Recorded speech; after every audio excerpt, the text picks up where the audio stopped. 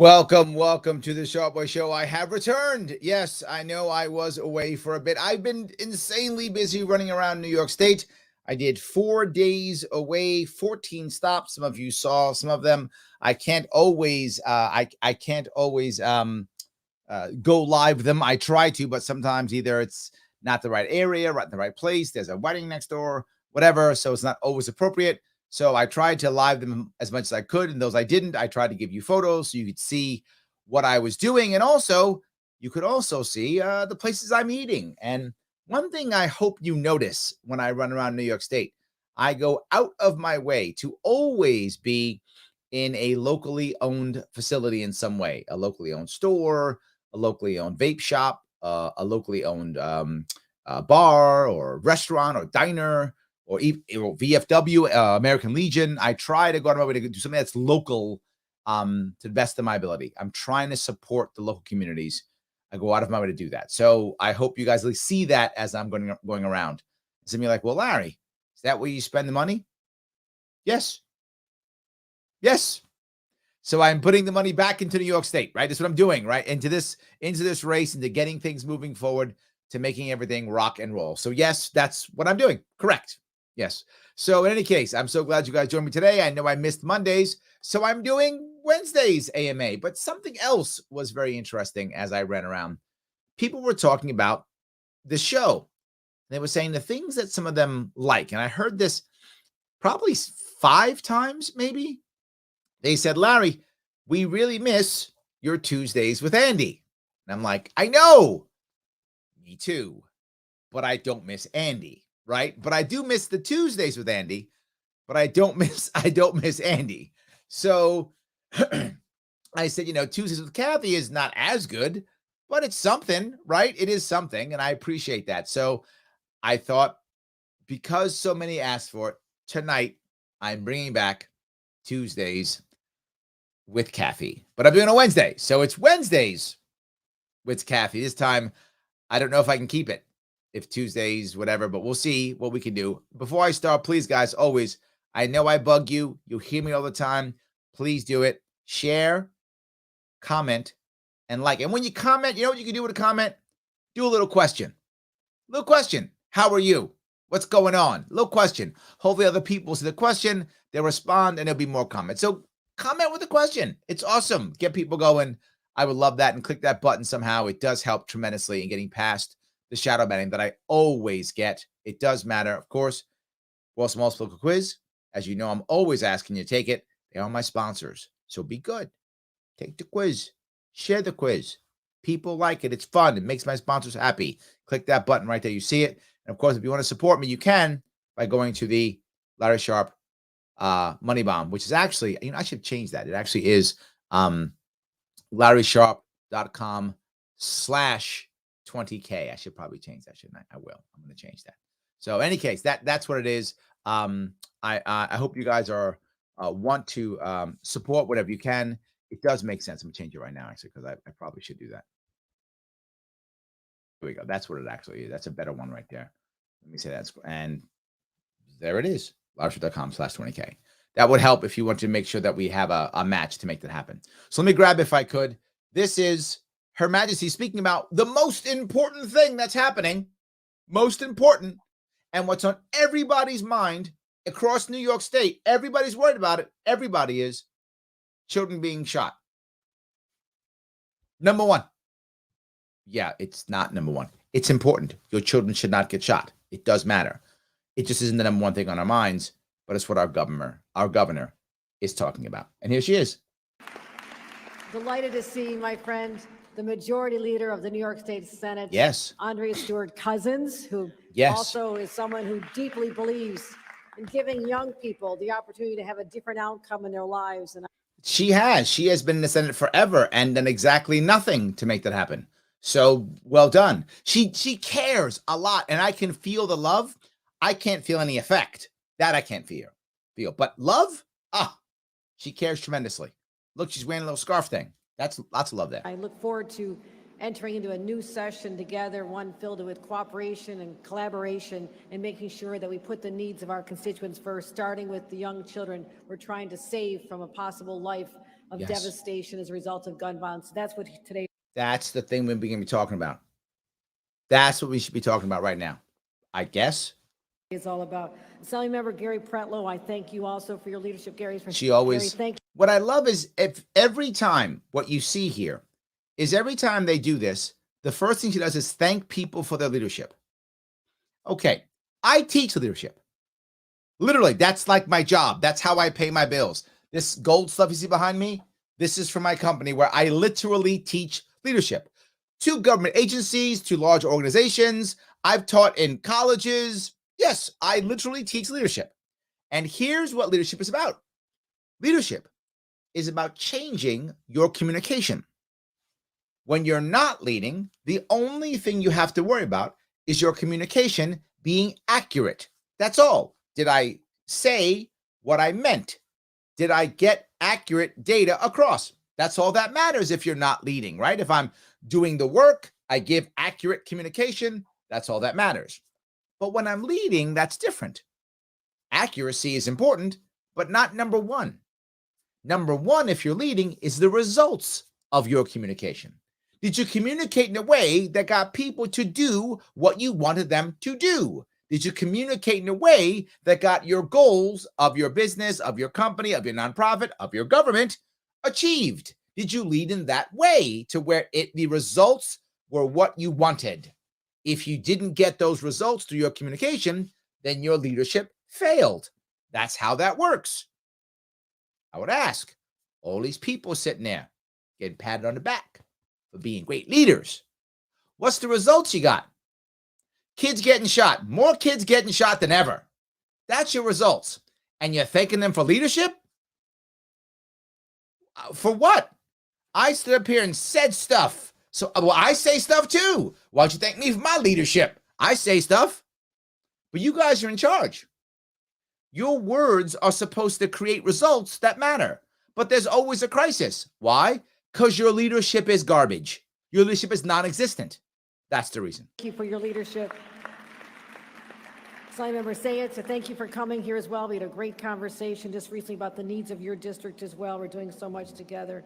I know our Mayor, Sean Pedersen Howard, is here. I want to give her a round of applause. We've worked very closely together on so many issues. So many things you've worked on. Mayor of Yonkers may or may not be here. Oh, I didn't see right there. Mayor of Yonkers, Mike Spano, who hosted us when we did an event like this in July. We all gathered around a table and got around a table and solved some stuff. Yet nothing's changed. Well, that's leadership. Thank you, Mr. Spano, for showing up and acting like you care and collecting cash and doing nothing. Well done. Said, I don't just want to give this talk. I want to give this action.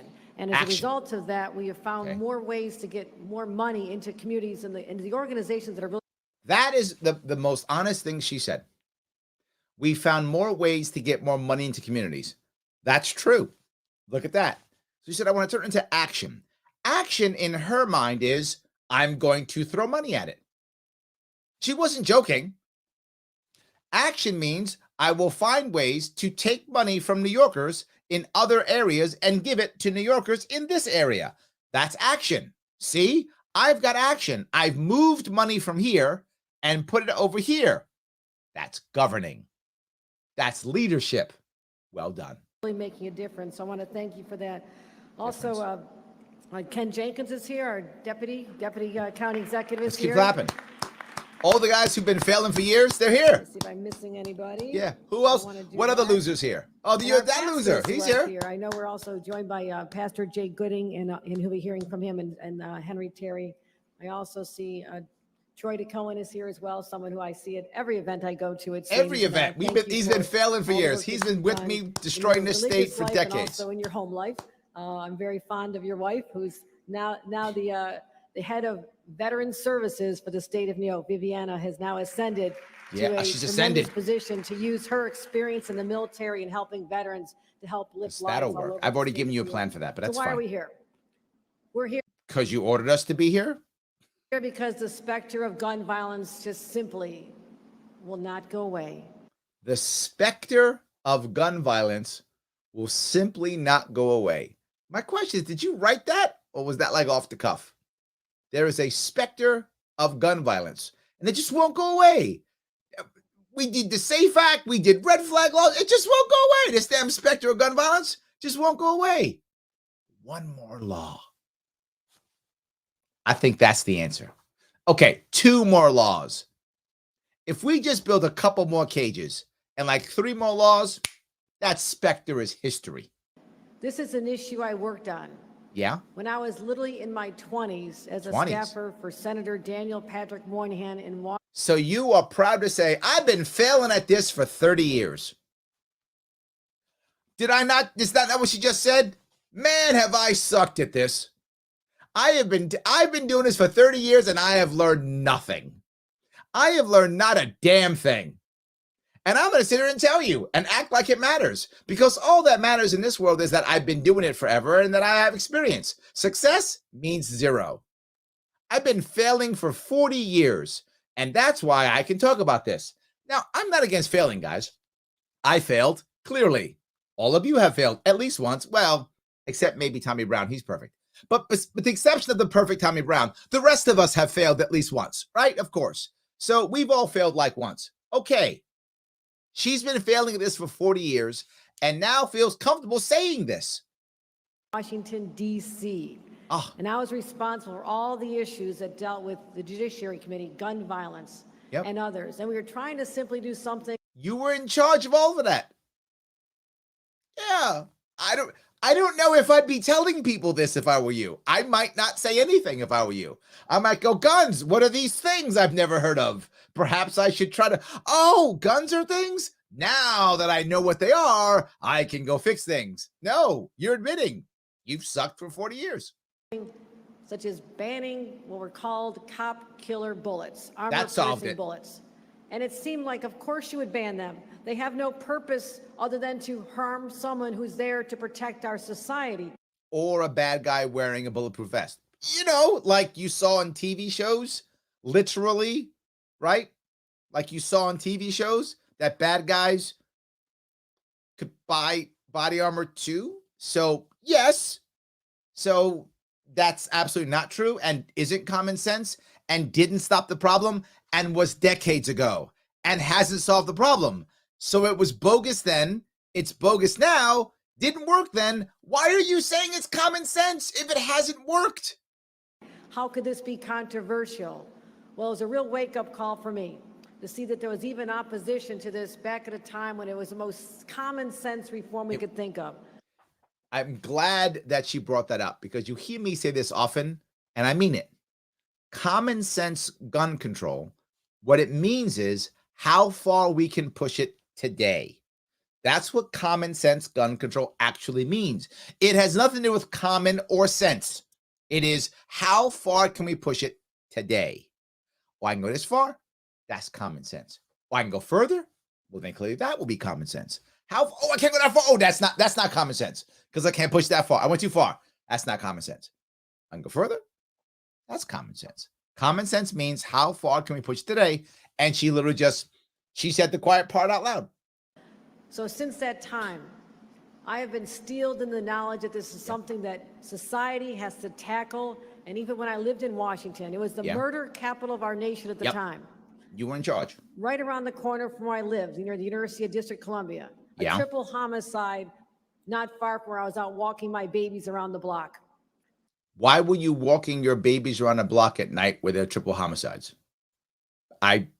Why would you do that? And why would you tell us this? You know what's funny? You so want to be in the trenches. You think everything you do is World War II. You do. Every time we speak, it's you in the trenches. You think everything's World War II.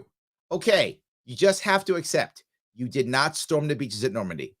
I know that's hard for you to accept. I have to accept it too. I didn't either, right? I wasn't with the Marines at Iwo Jima or Okinawa. I have to understand that I did not storm the beaches of Okinawa, Iwo Jima with Japanese machine gun fire. I didn't do that. I can accept that. That's not my generation. I didn't do it. I can accept that. And those Marines were amazing and brave and insanely awesome. And I'm not one of those Marines. I'm a different kind of Marine. No worries. You didn't storm the beaches in Normandy. Just accept that. You're a different type of, I don't know what you are. Wannabe something. You're that. Just take it. I understand that there are still people living today in the great state of New York who have that fear, who have that anxiety that their little kids going off to school could be collateral damage to a gunfight that's going on and a bullet. I live in New York City. I have 2 kids in school. One I pulled out finally just recently. The other 2, if you go back 2-3 months, 2 of my kids were in school. I was not at all thinking, oh God, they're going to get shot up in a gunfight. I wasn't thinking that. Most parents don't think that. That's not what most parents think, because most parents don't take their babies out at night where there might be a triple homicide. Could take down and snuff out their young life. That is going on in New York today, and it is okay. When it happens, to be forward, when it's happened, for the vast majority of times, and it does happen sometimes. I don't want to belittle it and say it never happens, but most of the young people who are killed in this are gangbangers. Not to say they should be doing it. I'm not saying that, but it's not like it was a random thing. For the vast majority of these deaths, these are people who are in the gangs, who are making choices in those gangs. Again, not saying that makes it okay, but she's acting like they're just random bullets flying around and babies are being shot. That does happen. Super rare compared to gangbangers fighting each other. Not acceptable. We have to stand up and fight back and say our young people are worth saving. And how do we do that? So the assumption now is that we haven't been fighting back and that somebody thinks that our young people are not worth saving. So she said, if this decide our young people are worth saving. All right. Were they not? Was someone saying that?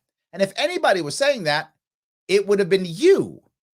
This is the person who was lieutenant governor for many years, in Congress, local government. She said in D.C. running things. She has told us that she's in charge of everything in D.C. You were in charge of everything. You've been doing this for 40 years. If we don't care about saving our kids, it's you who hasn't cared, isn't it? This is just like Cuomo used to do. Go, we got to fix these things. You've been in charge 10 years, Cuomo. You've been doing this. Your Majesty, Queen Kathy, oh, Hillary King. You've been doing this for 40 years. You're pointing at me? Well, it's my fault. I would have done what actually makes sense, which is end the black market and you end the violence. If I was the governor, I could end the violence because I would end the black market. All this violence is not due to guns or knives or crazy mad people. That's not what it's about. It's about black markets. They can't use cops in courts. Therefore, they must use street justice. That's why there's so many street killings, because you must use street justice, because you put them all in a black market, because you've shut down our economy. If you're upset about all this gun violence, something you could do is look in the mirror. You could look in the mirror and go, that would be the person that I could blame. But also, not only blame, because I would like to not blame you. I would like you to make me wrong. Your Majesty, with respect, Your Majesty, if it please the crown, I would like you to make me wrong and change and end the black market and reverse the violent trend. And I would go, oh my God, Her Majesty is awesome. Perhaps she actually does talk to God. I would happily say that on this show. I'd come to one of your events and say it if you did it. I would. I want things to change. Make me wrong. That. Please. How do we do that? How? Tell me. We have to give them hope. Oh, think about what's going on in their lives. That's the thing. We got to give them hope. Did you think of that yourself? Or did your people figure it out when I'm for you? That's it. If we would just give them hope, then there wouldn't be any more gang violence. That's okay. Hope is what. Let's do that. Let's give them hope. How are we going to give them hope? Tell me. You got the answer. Tell me that. It's the experience of a childhood. What are they exposed to? What's going on with their parents? Are they getting people who care about them to invest time in their lives? So the parents suck. So if the parents didn't suck, then they wouldn't kill that. That wasn't the hope part. So you got to give them better parents. I don't know where this one, she's going someplace. I don't know if I like it. So the parents suck and we're going to give them hope, even though the parents suck. I guess. Okay. Let's hold hands, go together. Are they getting mentors and teachers and programs like the Boys and Girls Clubs and the programs? See, that's Shelley. You were thinking that it was about parents. No, it's about programs. If they had programs, then they wouldn't be shooting each other. And you'd think with a $220 billion budget, we'd have a couple programs that they could go to and not shoot each other. That's the thing. Programs. Because parents suck. Okay. YMCAs and the YWCAs.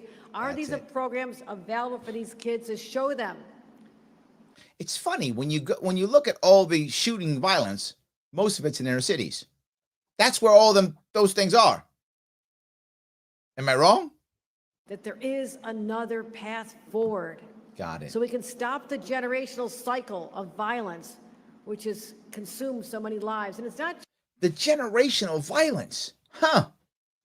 So could it be, I'm just throwing it out there, that the government has literally come in and taken out the fathers of these neighborhoods with a war on drugs and a war on poverty and made it so that single moms shouldn't work with the war on poverty? They've made the system that's made this happen again and again and again, so that kids actually don't see either parent go to work because the father's in prison and the mother has been basically told through the system to not work. And then we wonder why the kids don't want to work or don't have a work ethic. Could it be that? Or crappy parents and not enough YMCAs? Either one of those. Just the lives of the victims. Think about the ripple effect of gun violence in society today. I was thinking about this as I was coming over. Oh, you were thinking about something. This is going to be good. Whenever she ad-libs, this is going to be good. Clearly, this will make no sense. Because every time she does, she's like, I was thinking about something. And then she doesn't realize that whenever she says that, she's what she's actually saying is, let me show you that I'm really not that bright. I want to show you that. You thought that? And you thought maybe I wasn't that bright? No. Let me prove it to you that I'm just not that bright. And she will do so now. Go ahead. It reminded me of an oil spill. An oil spill. You ever see the pictures on television? Just there's some leak and there's a little bit of oil in the water. Yeah. And yes, it kills the fish around it. Fish, right? But then it doesn't go away. It continues to spread out. And it affects the parents and the so the oil affects the parents of the fish. Is that what it does? So the oil just spreads out and affects the parents of the fish. Because that reminds you of gun violence. All right. I see where you Okay. The question is, are you sure you're against cannabis? All right. Siblings of either the victims or the perpetrators. So it affects the perpetrators of the people who spilled the oil. So the oil spill comes out, it kills the fish, then it kills the parents of the fish, and then it kills the perpetrators of the oil. Isn't that what she just said? If I'm wrong, I knew it would be dumb, right? Like this is her. When she says stuff, whenever she goes off script, this is what happens. If I was her handler, like, no, don't do the off script thing. I would literally be running up right now going, dude, let's put some other guy up. Put a mask on you, something. Yes, I wouldn't let her do this. And then it starts going out, and the clergy members who have to pick up the pieces.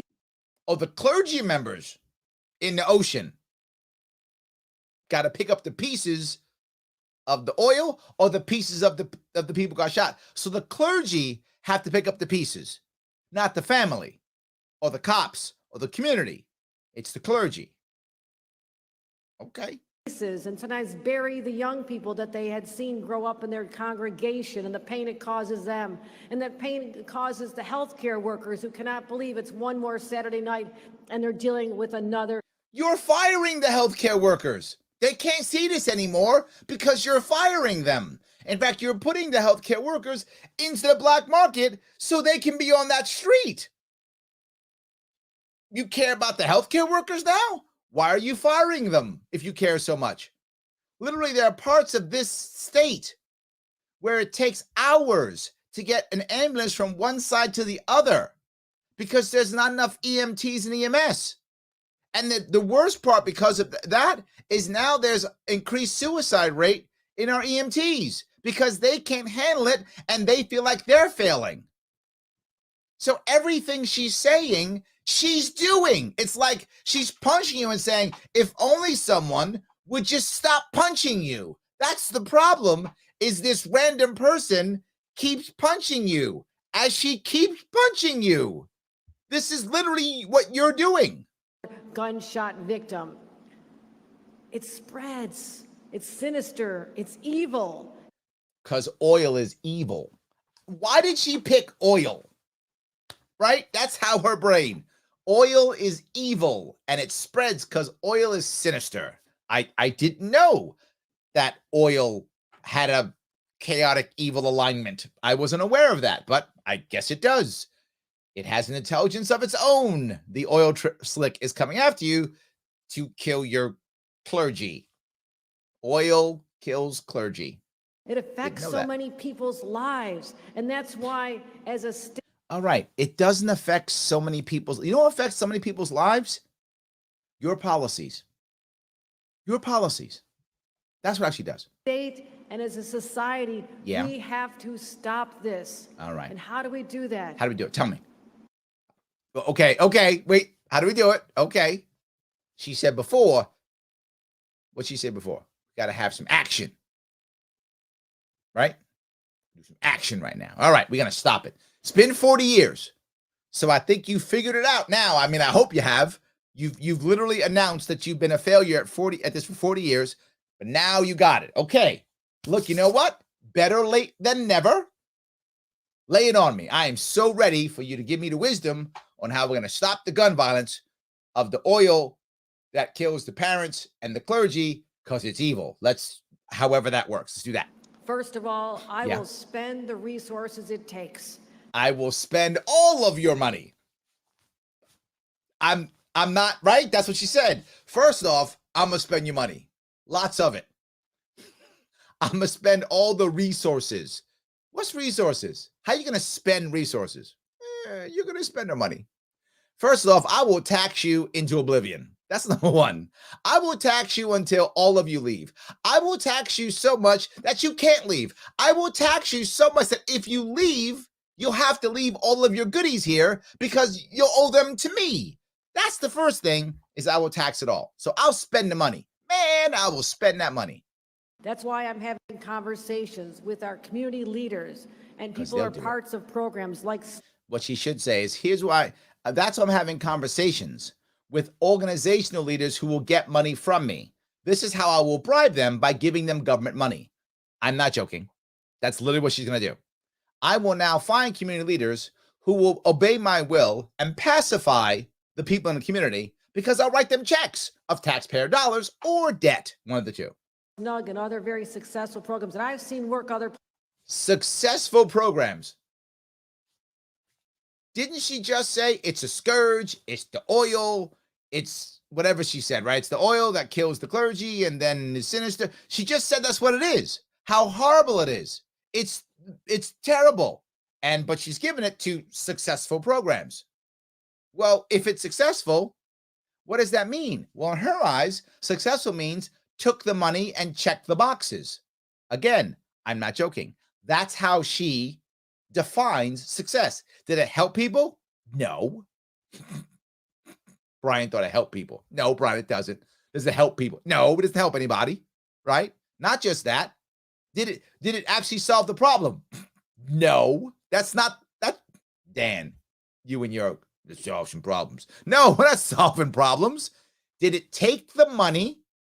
Did it check the boxes? It does. It is successful.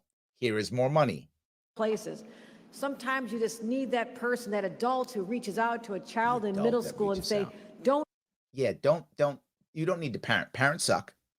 You need a government worker to come out and go, hey, kid who is not mine, let me tell you how to live your life. You require that. I'll make that happen, and I'll pay people to do it with your taxpayer money. This is what she's actually saying.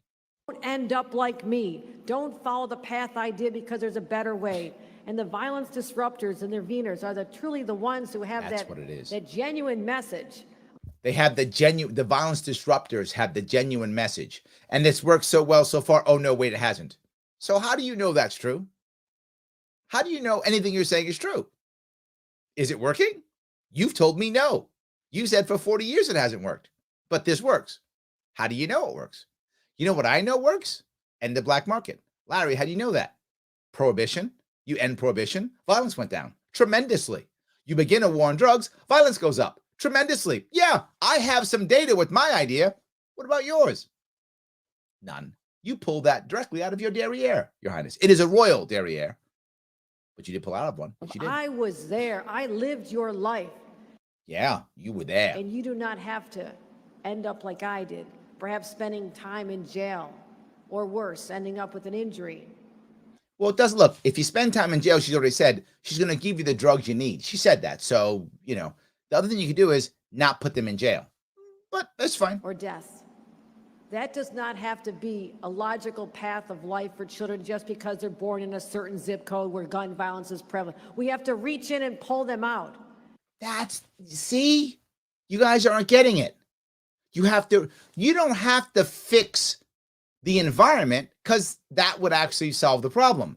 You have to leave that horrible environment, but just reach in and pull them out of it. That's the thing. And government workers do that far better than a community of parents. We all know this to be true because the evidence is,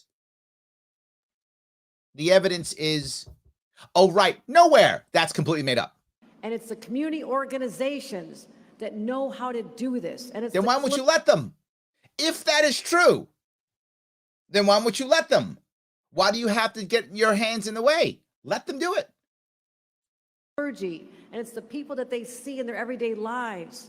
They see gangbangers. They're the ones we have to get resources out to.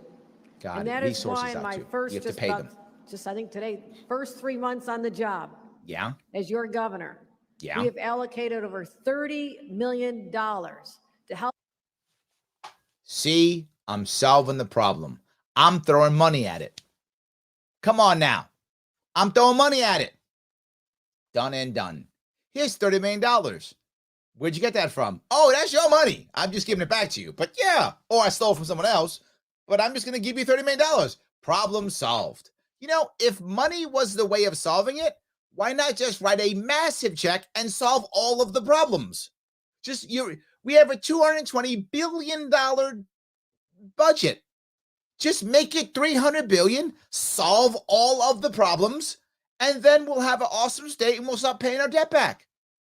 Done. I don't get it. Why we don't just do that? Just write a massive check to everybody. Here's a whole bunch of money. Solve all the problems. Help create jobs and alternatives. Create jobs and alternatives. A different outcome in their lives. What is your evidence that there's any different outcome? It's been failing for 40 years. You just want to throw more money at it. And she talks to her, and we just gotta. She does that same, Cuomo thing. We just gotta do this. What's wrong with you people? Look, I'm doing the da thing. You gotta say yes to that. See? And today I'm very proud to announce the additional $6.2 million is. I throw even more money. You thought that I was giving you $30 million? Psh, $30 million is for chumps. I'm giving you $36 million. See that? Now that'll solve it. I know you were thinking right now. You were like, there is no way. Shelley was like, there's no way that $30 million will solve the problem. And then she goes, no, Shelley, not 30 million, 36.2 million. And Shelley's like, whoa, okay. Problem is now solved. 36.2. There is no more gun violence in America. Oh, no, I'm sorry. It's only for New York State. There will be no gun violence in New York State now because she just wrote a check for $36.2 million to these people who are behind her clapping hands because it's going into their pockets. So they're loving it. These guys behind her, yeah, this is going to solve anything. Yeah. It's being spent in the state of New York to get it in the organizations that are making we are making money. Cash money. Two of those organizations, Westchester Family Services of Westchester and Peace is a Lifestyle. Note, every single time you see this, all they do is take taxpayer money and put it into nonprofits. And then they say it's community groups. It's not, because these groups are funded specifically by government with government strings. So what these groups actually are government agencies staffed by non-union workers. I'm not making this up. These are government agencies staffed by non-union workers. So if you like the union and you're on the left and you would like to have more unions, this is a way of scamming unions. If you don't like unions, I guess it's better. If you don't like unions, it's better, but you're still giving taxpayer money away, but I'm giving it away to these people versus union workers. These are two organizations that have not received this funding before, and we are trying to be creative. Get it out. This is what she calls creative, picking different organizations to give money to. That's creative. I mean, you're just writing a check. Who are we going to check to? Let's be creative. Let's write it to those guys. Oh, genius. You are so creative. We're not going to write it to them. We're going to write it to them. So, changing the game. Out to other individuals who know exactly what needs to be done. How would you know We've already spent youth engagement program, workforce training and development. You've been doing workforce training and development since I can remember the 70s. I mean, some of you may be older than me. I remember workforce training in the 70s. It didn't work then. It doesn't work now. It hasn't worked in between, except now we got $36.2 million. So now, it's going to work now. No child is too young to have them start thinking about what they want to do in life. So do my K through 10 education program, and that actually covered that without having to write more checks. See, you could change the environment without just writing checks. Let them know that they can have a job, that can take care of themselves. And so kids don't know that, right? Kids don't know that. Is there any kid that you know, any kid that doesn't know you could have a job and take care of yourself? So you just said, kids have to know that they can have a job. They know they can have a job. They're aware of what a job is. There's not a kid out there, unless they have a severe mental disability to where they can't comprehend that. That'll be separate, of course, with the exception of that child. If they have that kind of severe disability, then they couldn't understand that. But assuming the child doesn't have that type of severe disability, they get the fact that if they want to, they can go out and provide their labor in exchange for money, a job. They are aware of that. And they can buy things. They are aware of that also. This is not magic. They figured this one out already. I mean, like they know it already. Kind of weird that you would think that. They don't. Someday a family. Every child has that available to them. They just don't see it all the time. What child doesn't? Okay. And sometimes if things are so bad at home and they're not feeling part of a loving environment. You mean like because their father is gone because you ripped them away with your war on drugs? You mean that, like that? Or maybe because your family court is so broken that you made sure that the father can't be in the life of the child? You mean like that? Do you mean any of those things? Like maybe because you're telling people to go home and not go to work so now mom and or dad can't have a job and they feel terrible and they fight and now they break up? You mean like that? Or you mean how you treat your EMSs so horribly or your corrections up so terribly that the suicide rates are so high that the kids have to actually understand that their father or mother committed suicide? You mean like that? Any of those things that you're doing as you smile at us and try to blame everything else like it's just bad parents? The problem with what you're saying is what you're saying, when you boil it down and be as reductive as possible, it is literally parents bad. That's what it is. She boils it down to, poor parents bad. Poor parents are bad. That's what it boils down to. Poor parents are bad and incompetent, and their kids don't know what a job is. Please tell me if you think I'm wrong with this. This is what she's saying. Poor parents are bad parents, and their kids don't know what jobs are. So the government's going to come in and be the dad or mom because the government was going to step in and go, let me tell you, you could have a job, and explain to them what a job is because they don't know that, and then tell them you could have a family and buy stuff because they don't know that. You're going to save us.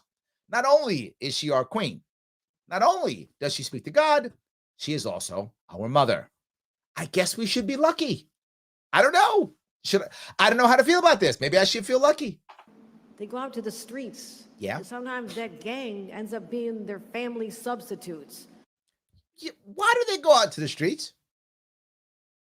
And why does that gang exist? Gangs aren't random. That's not how it works. Gangs are black market justice. That's what they are. Literally, they're black market justice. Gangs are where kids go when their fathers aren't around. Why aren't their fathers around? Because they're in jail. Because you put them there. It's not random. There are random gangs. There aren't random gangs in every neighborhood, are there? Only certain neighborhoods. Huh. The neighborhoods that you make sure have a deep and dark black market. Those are where the gangs are. Note, where there's no black market, there's no gangs. Isn't it crazy how that works? And they're getting that sense that they matter, that they have value. Yep. By being part of this gang. Yes. We have to show them. That's been true for like 100 years. But now you figure it out. We're going to show them through government workers. That'll figure it out. No, that is not the path for you. No, that's the path for you. You can lead a productive life. You can have a job. You can buy. You can have a job. You can have a job. You didn't know that. You can have a job. John, you're thinking that these kids, they can have it. It's true. Let them have it. Stop biting them. You can buy stuff. Buy something, a house, a car. You can live an entirely. You could buy a house and a car. You didn't know that you could do that. That's a possible thing. These kids don't know you could buy a car. They have no idea where cars come from. They don't know where that happens. They think houses are magic. They have no idea. None. Thank you, Your Majesty, for letting people know that you could go buy a car. And these kids don't know these things. We take it just for granted, as if we would know. They don't know. Different life and get a good education. Education is the key. Absolute garbage. 100% not true. Do you guys know the most educated demographic in America today? Black women. I'm making it up. Check it out if you think I'm making it up. Black women. A lot of education out there. Tons of it. Are they any happier or unhappier than anybody else? If anything, unhappier, but they're not happier than anybody else. They're not making so much money. All the black women making all the money. I thought black women don't make any money. I thought there's a gender gap, I thought, and there's a racial gap. So black women, you do intersectionality, they're getting hammered. And they're the most educated. Education is the answer. Education equals debt. That's our current system that you won't fix, that you will do nothing about. Our current education equals debt and at least 4 years of garbage that you will never use in your life ever. So at least 4 years of wasted time plus debt. That's what education is now. So this is the abuse. Again, everything you said you just made up. Children need to have a better education starting out in life, whether it's preschool, early childhood education, all the way on up to high school, and let them say, if you want to go to college, it's available. If you don't want to go to college, there are fantastic job training programs and job. Please show me where these fantastic job training programs are. Again, she's just made this up. Jobs that are waiting for you today. Jobs are waiting for you. This has to come from every one of us. It's fantastic jobs waiting for you. What are you guys waiting around for? There's all these fantastic jobs waiting for you. Go get these fantastic jobs. It's amazing. As adults, we have a moral responsibility. We do. To every child that's born. Everyone that's help born. Let them see it doesn't have to be that bad. You can get out of this. You can escape. Yeah, you can leave New York State. New York State. You can show your younger siblings that they look up to you and say, you got it done. You left this environment and you became a better. You left. Note, there is no one saying, she's literally saying, don't fix the environment. You left this environment. She's literally saying, don't fix the poor neighborhoods. The people there are terrible. That's what she's saying. The parents suck. There's gangs everywhere. Why would you stay there? Get educated and leave. She's literally saying that. Better, stronger person. Yeah. That's what I'm focused on. Well, you should be focused on fixing the bad neighborhoods, not telling people to leave them. That's what I believe in. That's why I'm here today, to lift up others and let them know there are other alternatives for them. So we're going to continue these investments. We're going to continue making sure that we give other options to young people. Giving options. Everything I can do to pick up a pen and sign a piece of legislation that'll fight back, you can guarantee I'll do it. See that? Every time I can pick up a pen and sign some stuff, I got your back. You were like, do you have my back? I'm not sure. I do. I'm going to sign stuff because that'll fix it. We've been signing stuff for a whole lot of years. In fact, most of the stuff you sign is worse. I'd rather put the pen down. I don't put that. I'm scared already. You got it in your hand. Put the pen down. The more stuff you sign, the worse stuff gets. How about you stop? Do the opposite. I'll stop signing stuff. Yeah. Why don't you stop signing stuff versus signing stuff? But we just literally banned ghost guns 2 weeks ago. Oh, we banned illegal guns. Oh, wait, illegal? Yeah, we banned guns that were already illegal. We banned them. Wait a minute. So you banned illegal guns? What? Sheila just said that. We banned guns that were already illegal. Yeah. Because they're ghost guns. They're illegal guns. So people get them. So they can be illegal. So now you banned them. But they were already illegal. You've done nothing. That's your pen signing shit again. Doing nothing. Right? So, you know what we just did? We banned murder. Murder's already illegal. But we banned it. So that's double whatever, I guess.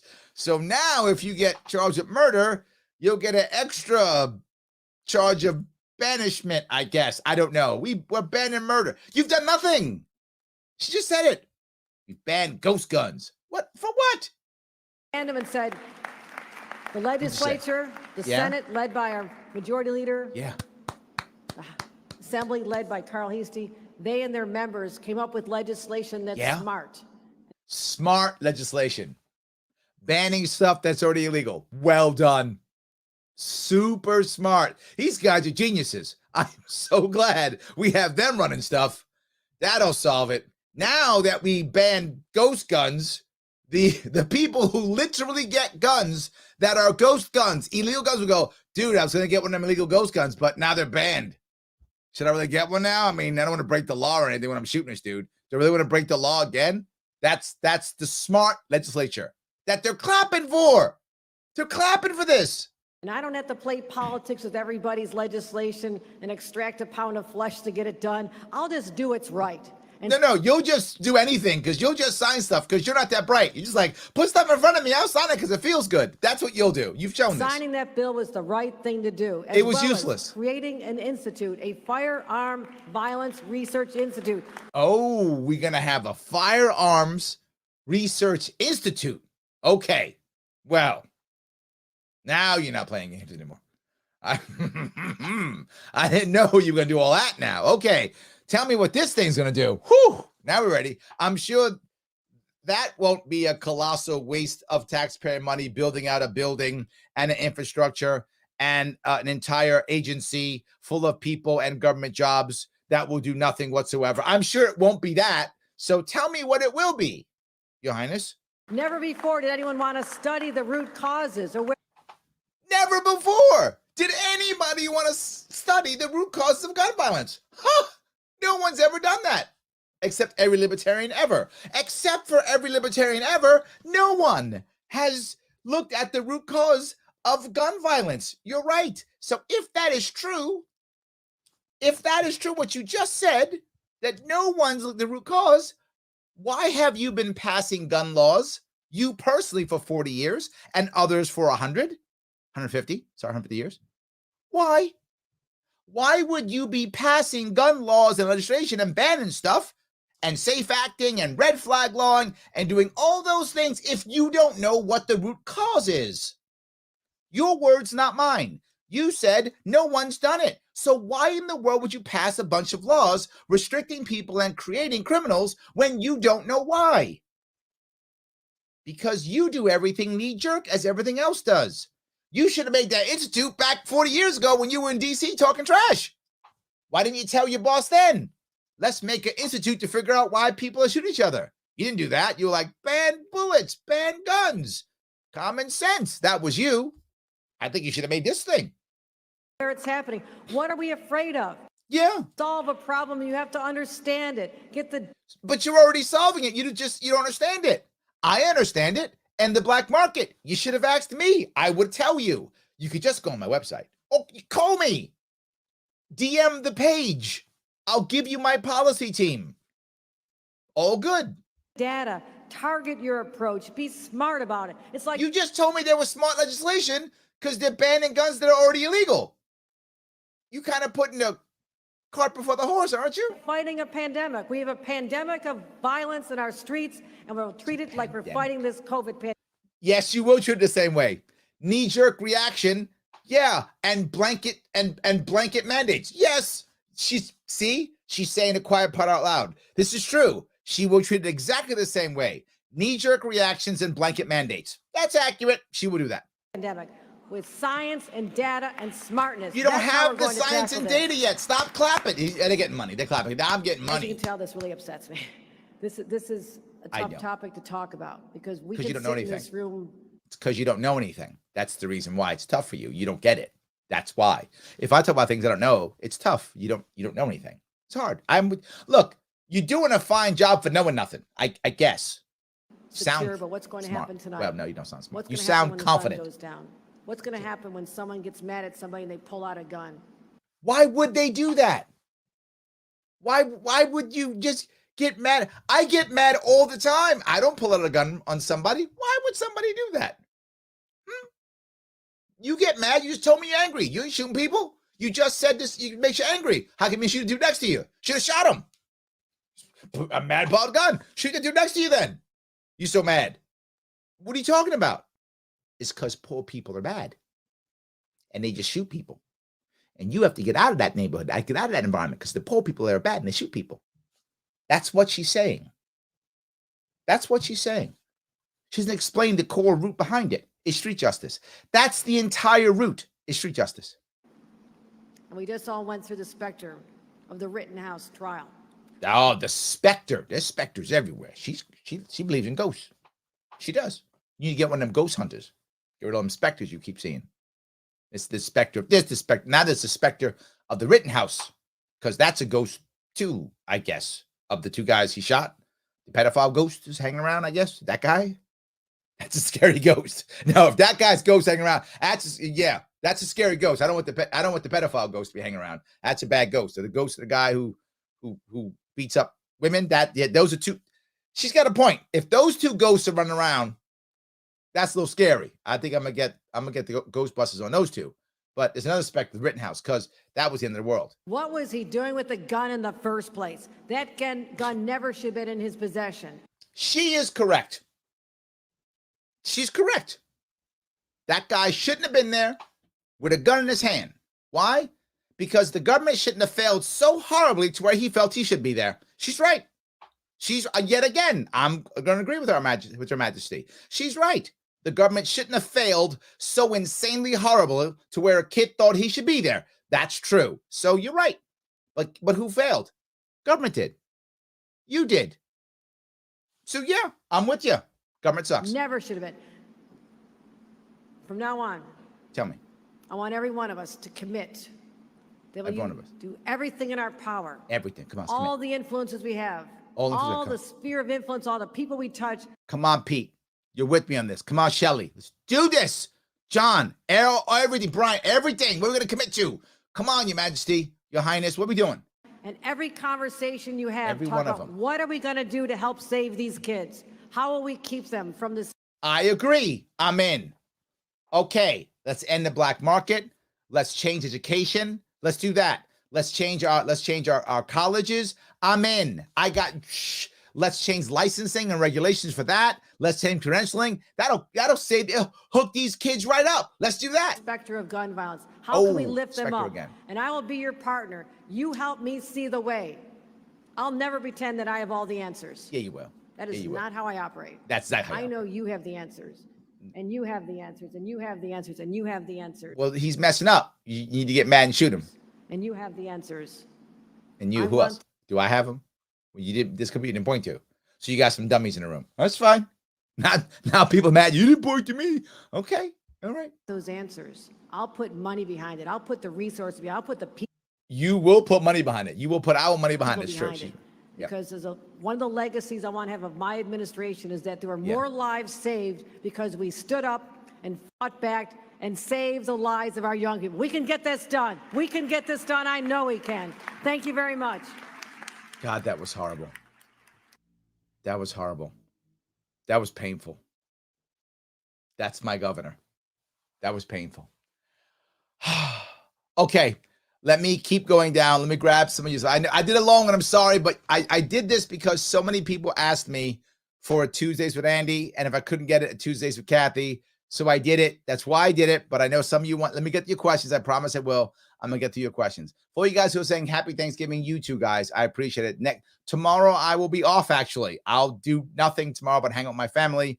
And for those of you who know I'm on keto, no keto for me tomorrow. I will be eating whatever I want. I will be eating all of the carbs tomorrow, all of them. If you come near me, I might eat your carbs. So if you like your carbs, you don't want to be next to me tomorrow because I'm probably going to eat yours. So I'm just saying I'll eat all of the carbs tomorrow. I'm off and I'll be doing whatever I like. So thank you. Yes. All right. Let me see if I can do this here. All right. Let's see here. Andy probably doesn't miss you showing Cuomo for who he actually is, Shelly says. Yes, that's actually funny. Yes. Brian says, what's in the menu for Thanksgiving, Larry? Yes, I'm going to be doing the turkey thing. The turkey and the pie and the goodies and the potatoes, everything. I'm just chowing. So, yes, thank you for that. I appreciate that. Brad says, Hawaii tuning in. Thank you, Hawaii. I appreciate that. Yes, absolutely. James says, what are your thoughts about Bill Maher going after the left? Do you think he might be going libertarian? For some of you might not realize this. Bill Maher has always had a libertarian streak in him. Always. That streak has existed since the 80s. He's always had a streak in him. The problem is depends upon how hard left does he turn or not. And generally he moves left when the right is winning. The more the right is winning, the more he begins to go left.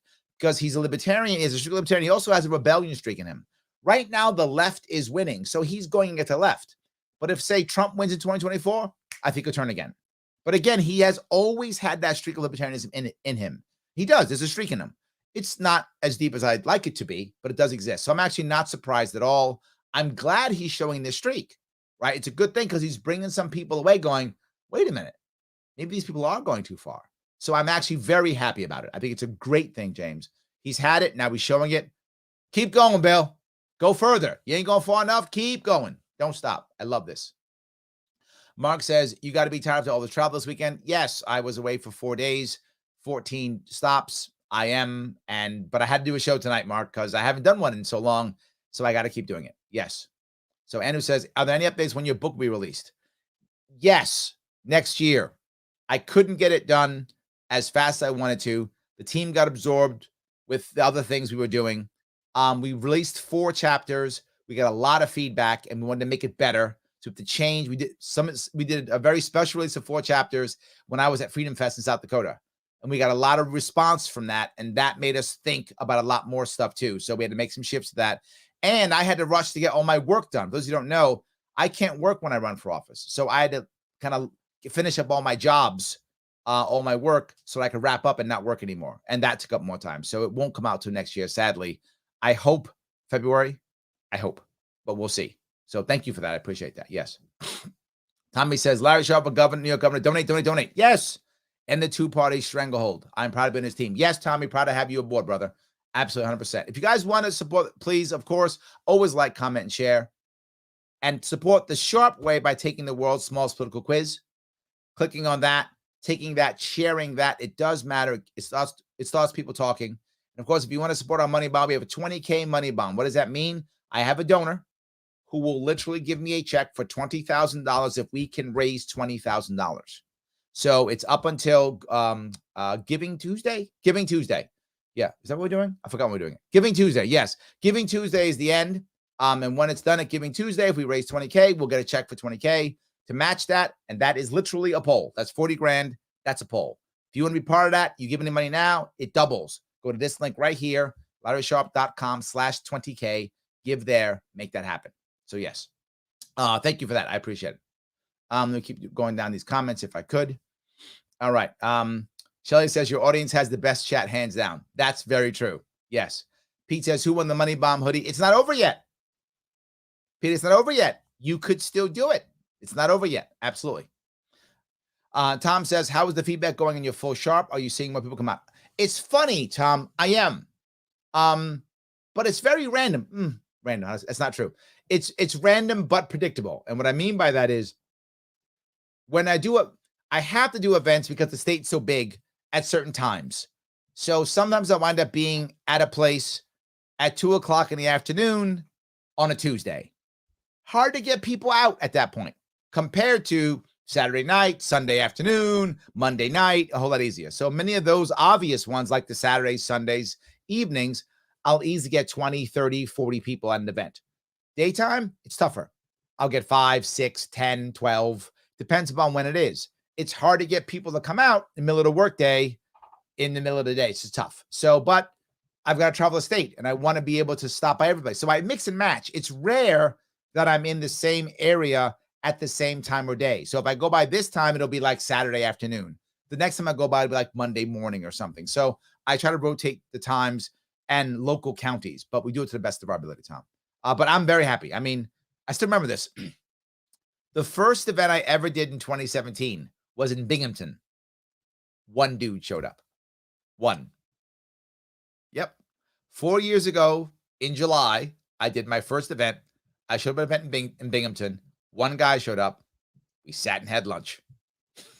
That was my first event 4 years ago. Now I tend to get decent crowds, but sometimes small. North Country was brutal. North Country, New York State was brutal. There were times I think I did 3 events. I met like 6 people in 3 events. It was very low. And so it's hard to get people in North Country, and the timing is different. It was very challenging. But other areas I was getting 40 people, 30 people, 20 people. So yes, I hope that answers your question. But no matter what, I'm always there. Yes. So anyway, Matthew says, hey, Larry, so most of New York State doesn't vote Democratic? What? So most of New York doesn't vote Democratic. Okay, let me keep going. Last time around, we had some libertarian wins. However, do you think the dystopian way of life in New York City has been thrown into by Cuomo, de Blasio, and Hochul will be enough to make difference in how they vote? Unfortunately, as New York City goes New York State. I want to put a little bit of nuance on that, Matthew. It's not just New York City. It's all the cities. It's Rochester, Buffalo, Syracuse, Utica, Ithaca, Albany. It's all the cities, right? They all go blue. It isn't just New York City. New York City is clearly the biggest city, but all of them go blue. So it is all the cities. The issue is, can we get enough angry Democrats to vote Libertarian to vote for me? If we get enough angry Democrats to vote for me, we can win this thing. I hope we can. I think New Jersey and Virginia shows that there are a lot of Democrats who are unhappy. I think it's possible. I do, if they don't leave. So yes. All right. Chrissy says, of course, happy Thanksgiving to Larry and to everyone else who's making commitment to helping Larry change his state so we can live here more happily, more freely. Yes, I don't want to leave, Christy. I want to have lots of Thanksgivings in this state. I hope I can. I do. Yes, 100%. All right. All righty.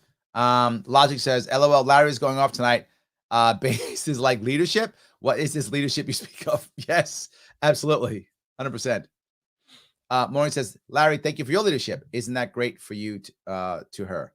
Isn't that great for you to hear? Yes. Yes, absolutely. 100%. Jonathan says, hey, Jonathan, how you doing? Jonathan, by the way, is running for Congress against AOC. Jonathan is running to be my congressperson. Thank you, Jonathan. And I'll say this, thank you for your service. Those of you who are paying attention, you can check to his Facebook page, Jonathan Howe for Congress. And he says, it truly is doublespeak. Leadership, especially in this case, is used to be in conformity. Yes, it is. Leadership is taking the first step, not just falling in line. Exactly correct, Jonathan. I can't say that better. Leadership is taking the first step, not just falling in line. Jonathan is a smart guy. You should follow him. Yes. Derek says she's an idiot. Well, I didn't say that. I just said not that bright. Absolutely. Yes. Chrissy says, translation, our endless laws aren't working. Yeah, shocker. Lottie says, the specter of gun lines. I cannot. Yes. There's a specter of it. It's hanging around. She sees ghosts everywhere. She does. Ghosts everywhere. Absolutely. So, all right. Let me see if I can keep going here. This is just comedy for me. Hoke was such a clown. It is kind of funny. I do like that. Yes, absolutely. Shelley says, Moynihan has been gone for a long time. Blast for the past. That's my point, right? That is my exact point. She's been wrong for 40 years and proud.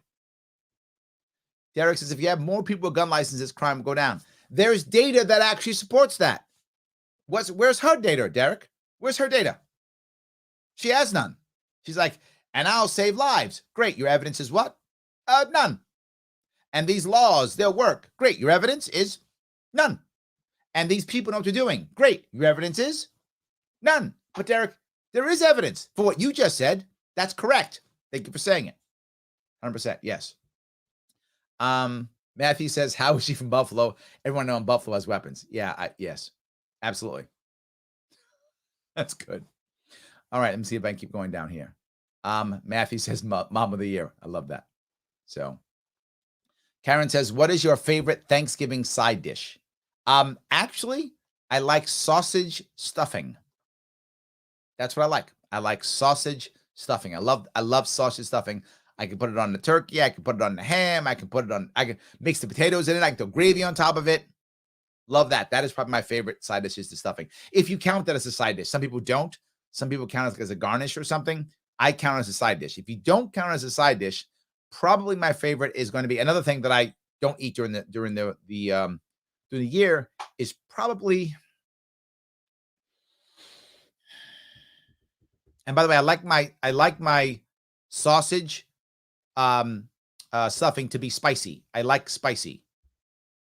Not crazy spicy, but I do like spicy. If you don't count that as a side dish,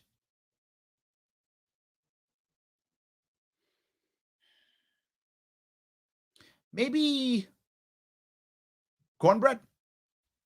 Maybe cornbread. Maybe that. Yes. So I hope that was your answer. I don't know if that answered your question or not. Yes. So she's an airhead. It's better. Brian says, you're still an awesome Marine. Thank you, my friend. I appreciate that. Yes. Ryan says, LarrySharpe.com, 20K bleed. Thank you, my friend. Don't bleed out. Bleed a little bit. I bleed. You bleed, right? I'm out here, not working anymore, taking on debt because I care. Don't feel sorry for me. I knew what I was doing. I went into debt last time. I'll go into debt again. I'm okay with that. I would just like you to help me a little bit by putting it into the campaign. So throw some cash in the campaign if you can. If you've got big dollars, please do it. If you don't, no worries. A little bit counts. If you don't have any, and some people don't have any, and I got it. You're real tight. No worries. That like, comment, and share that I keep talking about, it really does matter. It really does. I can't stress it enough. It really does matter. So whatever you can do, awesome. Maureen says, common sense gun control is the Second Amendment that limits government. Ooh, okay. I like that. We citizens should control our guns per the Constitution. So he's actually saying she's unconstitutional. Since she claims to speak for God, why wouldn't you understand that? Yes, yes, and yes, Maureen. Absolutely. Yes. Mr. Dayton, how are you, sir? Was it Brian Williams that survived an RPG attack on his job? Yeah. Maybe she was the pilot. Yeah. Maybe she was a pilot. She was dodging the RPG attacks that Brian Williams imagined. She was an imaginary pilot dodging imaginary RPG attacks. There we go. Absolutely. I like that. Shannon says she is literally thriving off the fact that she's a woman. And I preface, I am a woman, so I can say this. Sad but true. Yes, absolutely. Matthew says Rochester is way worse than New York City per capita. That's also accurate. People don't realize that. Per capita, Rochester is one of the most violent cities in the country. You're totally right, Matthew. It's really bad. And it's not bad because poor people bad. Poor people aren't any worse than rich people, than middle class. It doesn't matter. People are people. And there are crappy people in every social strata, right? There's crappy people everywhere. So, but there's also amazing people everywhere too. And most people are just people trying to do their life and survive. That's what most people are doing. But so that means that the environment is worse in Rochester. That's what it means. The environment's worse. Yes. All right. Chrissy says, Larry, I had this concern too, and it's the conversation that led me to find my place in the LP. I could have been taken by this conversation. I was totally afraid of the potential for a gun-related crime in school, but it's because they spent the whole time putting the thoughts in my head to begin with. Yep, absolutely. Yes, absolutely. Nancy says, I feel nauseous when I hear her. Seriously, can't watch. That's funny. Oh, my God. Shelly says, it's hunting people up here, and people shoot there. I'm going to keep going. Yes, 100%. And of course, Pete, you were there always. 28 trillion, 908 billion, 675 million, 219,435 $85. National debt. Thank you. Appreciate that. Yes. All right. All right. Let's see here. Let's see. Oh, officially invite her to this show. She could come. Oh, and I'd be nice to her. Shannon, I would be nice. I would not yell at her at all. I would be so nice. I would just chat with her normally. She screws herself up. So, yeah, absolutely. Have you ever spoken to Hope? I did. I spoke to her for a few minutes in 2018. I think we were in the city. Was it Queens? Queens or Brooklyn? I forgot which one. We were in one of the boroughs, and we were doing an event where all of the people were supposed to show up and talk to this group of it was Black women entrepreneurs or something like that, some group like that. So I was there with others. I showed up the entire time. I stayed for like 2 hours. You guys see me. I took questions back and forth, whatever. She showed up with 15 minutes left, came in, and they took the red carpet. They all came to rush to her, hugged her, shook her hand, told how awesome she was, gave her all the attention, kissed her butt 50 minutes. She said 5 words that made no sense whatsoever. And she shook my hand, hi, completely fake, and just left. So I did speak to her. She said like, hi. I said, how are you? Something like that. That's when I spoke to her. And then she shook my hand and left as she was shaking other hands and walking out the door.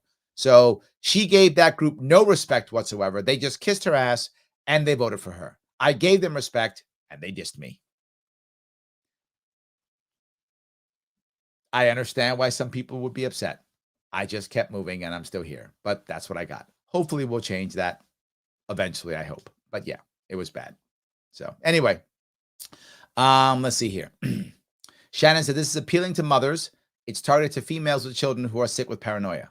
Oh God, I hope oh no, I think you're right. I don't want that to be right. Yeah. Yeah. All right. God, I don't want that to be true, Shannon. I'm bothered by that. Yes. But I think you may be right. So, all right, let me keep going here. Let's see here. Larry, where would the first weed shop open with you as governor? Wherever it wants to, man. Wherever it wants to. What did I say? If you like your dealer, keep your dealer. That's what I was talking about. If you like your dealer, keep your dealer. That's it. So whatever it is, you know? So anyway, let's keep going on if I can. I appreciate all of these. You guys are doing great stuff here. I appreciate it. So of course, thank you guys. Please take the world's smallest political quiz. I always bring up all the time. Yes, please do that. I always ask you that. Please do that. It does matter. So, all right, let's keep going here. Chris says, I think we're back at guns. Yeah, we're back to that. Exactly. 100%. It had to go to guns because yes. Brian says, I like me some Sinister olive oil with some spices to dip my bread in. I'm getting hungry. Yes, that's evil olive oil too. The oil was terrible. 100%. Shannon says, well, Lara, you're not woke enough. Oil is evil. Ooh, Shannon, nicely done. You're right. Oil is evil. You're right. I should be more woke. This is my fault. Well done. I like that. Robert says, I'll take the oil over the government any day. You can fix the oil, Robert. You can't fix the government. So yeah, I'm with you. Yes. Karen says, I took the quiz. Turns out I'm the real libertarian. I was wondering who was, Karen. It's you. Nice. I love that. All right. Jim says, pass a law. That'll do it. We just need like 3 more laws. That's like 3 more. Okay, maybe 4 more, Jim. All right, maybe 10 more. Okay, no more than 15 more laws. And then we will have that socialist utopia that I've been talking about forever, Jim. That's what it is. Yes. Shelley says, freedom scares people because it's a responsibility and a right. You know, not only that, I'm going to add on to that, Shelley. You're right. And we aren't accustomed to it. Someone else is always responsible. If someone else is always responsible, she said it. Parents are clearly poor parents are obviously bad parents. So you need the government to step in. So the government's responsible for your children, right? So if someone else is responsible, then why would you want freedom? You don't even understand freedom. Of course you'd fear it. So yes, and I must add on top of it, when government takes the responsibility, we don't feel like we have it. One of the advantages, a little bit off topic, but I think it's on topic. One of the reasons why so many people who are trying to build up poor and communities that are suffering with a lack of fathers is they want to bring guns into the community, is because when you actually bring legal firearm training and ownership into a community, the young people who have the firearm begin to feel responsible. It's almost like, giving a kid in a way, you give some young kids a pet to make the young kid begin to feel like they are important, have value, and want to take care of it, gives them a purpose. When you give younger people or even older people, you give adults guns and you give them training, they begin to feel responsible. If you've ever done that, then you get it, right? There are rules to gun ownership. There are safety rules you have to worry about. There's etiquette you have to worry about. You have to worry about this tool you have that can be deadly, and you have to be prepared for that.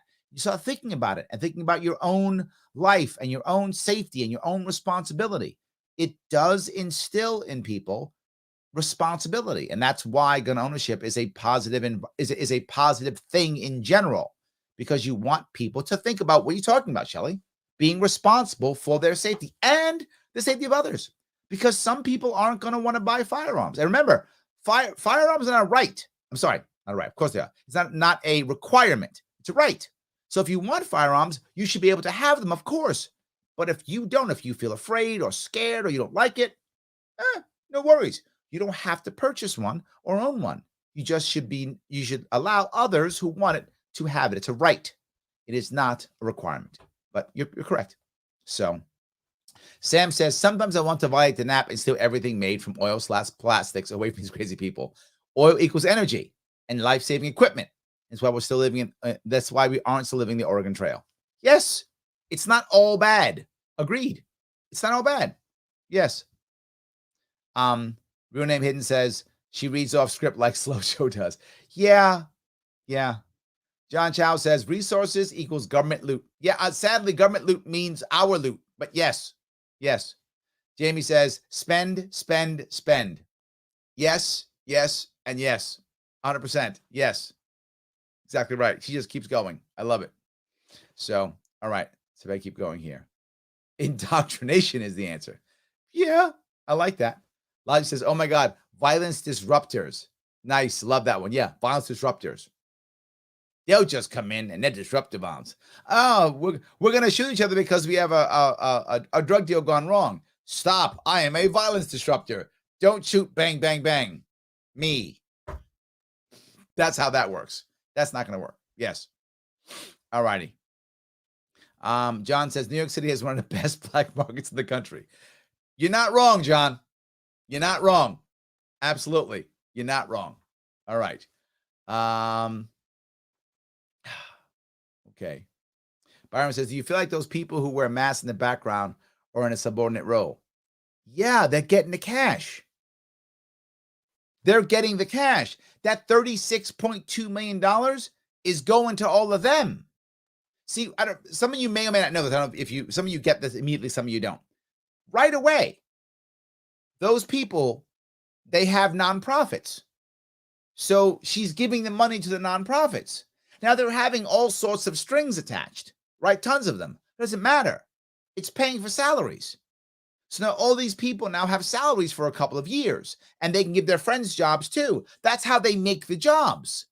They take your taxpayer money, my taxpayer money, divvy it up, give it to these guys. They then pay salaries for people, and they pay salaries for disruptors and stuff, right? And people who are going to come in and be your kid's dad or whatever they're going to do, right? They pay those people salaries to go do these things. There's no results whatsoever because that's not important. Then they'll get pat on the back for leadership, whatever that means, and they have to give them more money later. Rinse, repeat for 40 years. So, of course, that's about Splendid Road. If you were giving me, each of these guys is going to have a six-figure salary off of this. I'm not exaggerating. They're all the executive directors.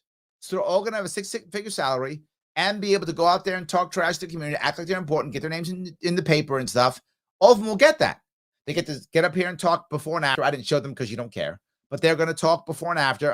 So thank you, Kathy, for giving me the money. Whatever. They're going to say that stuff and say how awesome and thank her for her leadership. to do all of that stuff. And they're now going to have 6-figure salaries, all of them. Byron, I'm just saying, if I was going to give you a 6-figure salary for a couple years and say, do me a favor, sit behind me with a mask and tell me how awesome I am, yeah, you might do it. For a couple $100,000, you probably would sit behind me with a mask and then get up and go, Larry Sharpe is the greatest guy in the world. Oh my God, I love this guy. He's so super smart. You probably would. And a lot of you would do it for a couple $100,000. Just say, I'm not saying it's right at all. I'm not saying it's ethical at all. I'm saying it's reality. Byron, if I gave you a couple $100,000, you might sit behind me with a mask on and then get up and tell me how awesome my leadership is. You might do that. That's all I'm saying. And this, I love to have you on my podcast, Eat Local New York podcast. That's all I do is eat local. That's all I do. DM the page. I'll go on. Absolutely. So, yes. It's very good. All right. Jim says, can you imagine having to sit through something like this as a condition of employment? We just talked, that's what it is. But it is a couple $100,000, Jim. For a couple $100,000, you might shut your mouth and just sit there with that mask on and smile. You might do it too. I'm just being honest. You might do it too. So Matthew says, instead of the war on poverty, they got a war on drugs, so the police can't bother me. Yeah, that's true. Yep. Robert says, universal basic income. This is the future. I'm not happy about that future, Robert. I'm not. But I see this as the future. I think, yeah, this may be the future. We have to come up with an answer as libertarians. I'm not sure if you're libertarian or not, Robert. But whether you are or not, I am, obviously. So I have to come up with an answer. My team has to, and we haven't done it yet.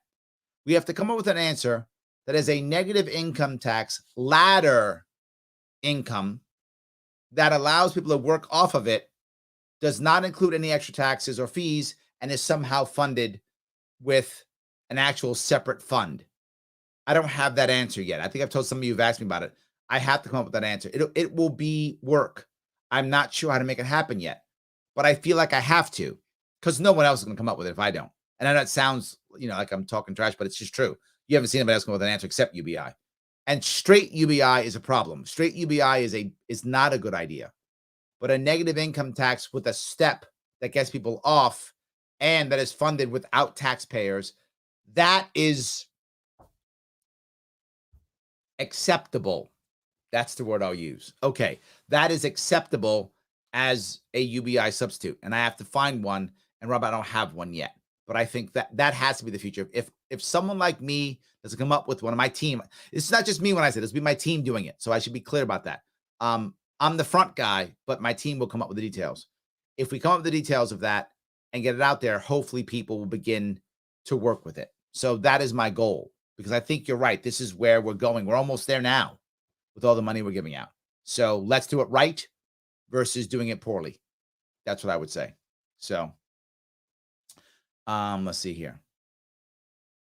Eberific says, pull them out sounds a lot like incarceration time to me. That's a way. That is one way, but yeah, that's a way. Yes. Maureen says, the more she talks, the more she proves what the Bible says about fools. That's good. Yes, that is good. All right. When did we dumb down the electorate enough to believe we need only government to create jobs? John, this is a very good question. Wow. Very good. I remember when I was in the Marine Corps, this is probably the 80s. We were talking about jobs and guys saying, I'm not going to go back to home. There's no jobs at home. And he was going to stay in the Marine Corps and re-enlist. And I said, why are you going to re-enlist, right? Oh, no jobs at home. Oh, really? You don't have that much industry? The government's not making jobs. And I said, what? He goes, government can make jobs. They don't care, but it's not making jobs. And he believed that. He wasn't saying it to be a jerk. He wasn't playing around. He believed that government just makes jobs. And he thought if there were no jobs, it's because the government doesn't make the jobs. We're at this point, we're 18, 19, 20 years old. So it's not like we were of the world and knowing everything. We knew what most 18, 19, 20-year-old Marines knew at the time. I remember that stuff. I was thinking to myself, even back then, I was thinking, government makes all the jobs. Now, I wasn't savvy enough to figure out and to fight him and talk to him about it, nor did I even care to be forward with you back then. But I still remember it as it didn't make sense to me. Like, that can't be true. And that's all I thought, that the government can't be the only thing making jobs. Because my thought process, as simple as it was just make all the jobs then and make everybody happy. Wouldn't you always get elected and make all the jobs? I just make a bunch of jobs then all the time. If I was the president, make all the jobs and then I get elected. That was how I thought. So I still remember that. So it's been a while. This is the 80s when he said that. So I'm sure others thought the same thing. Government has to make jobs. I don't know.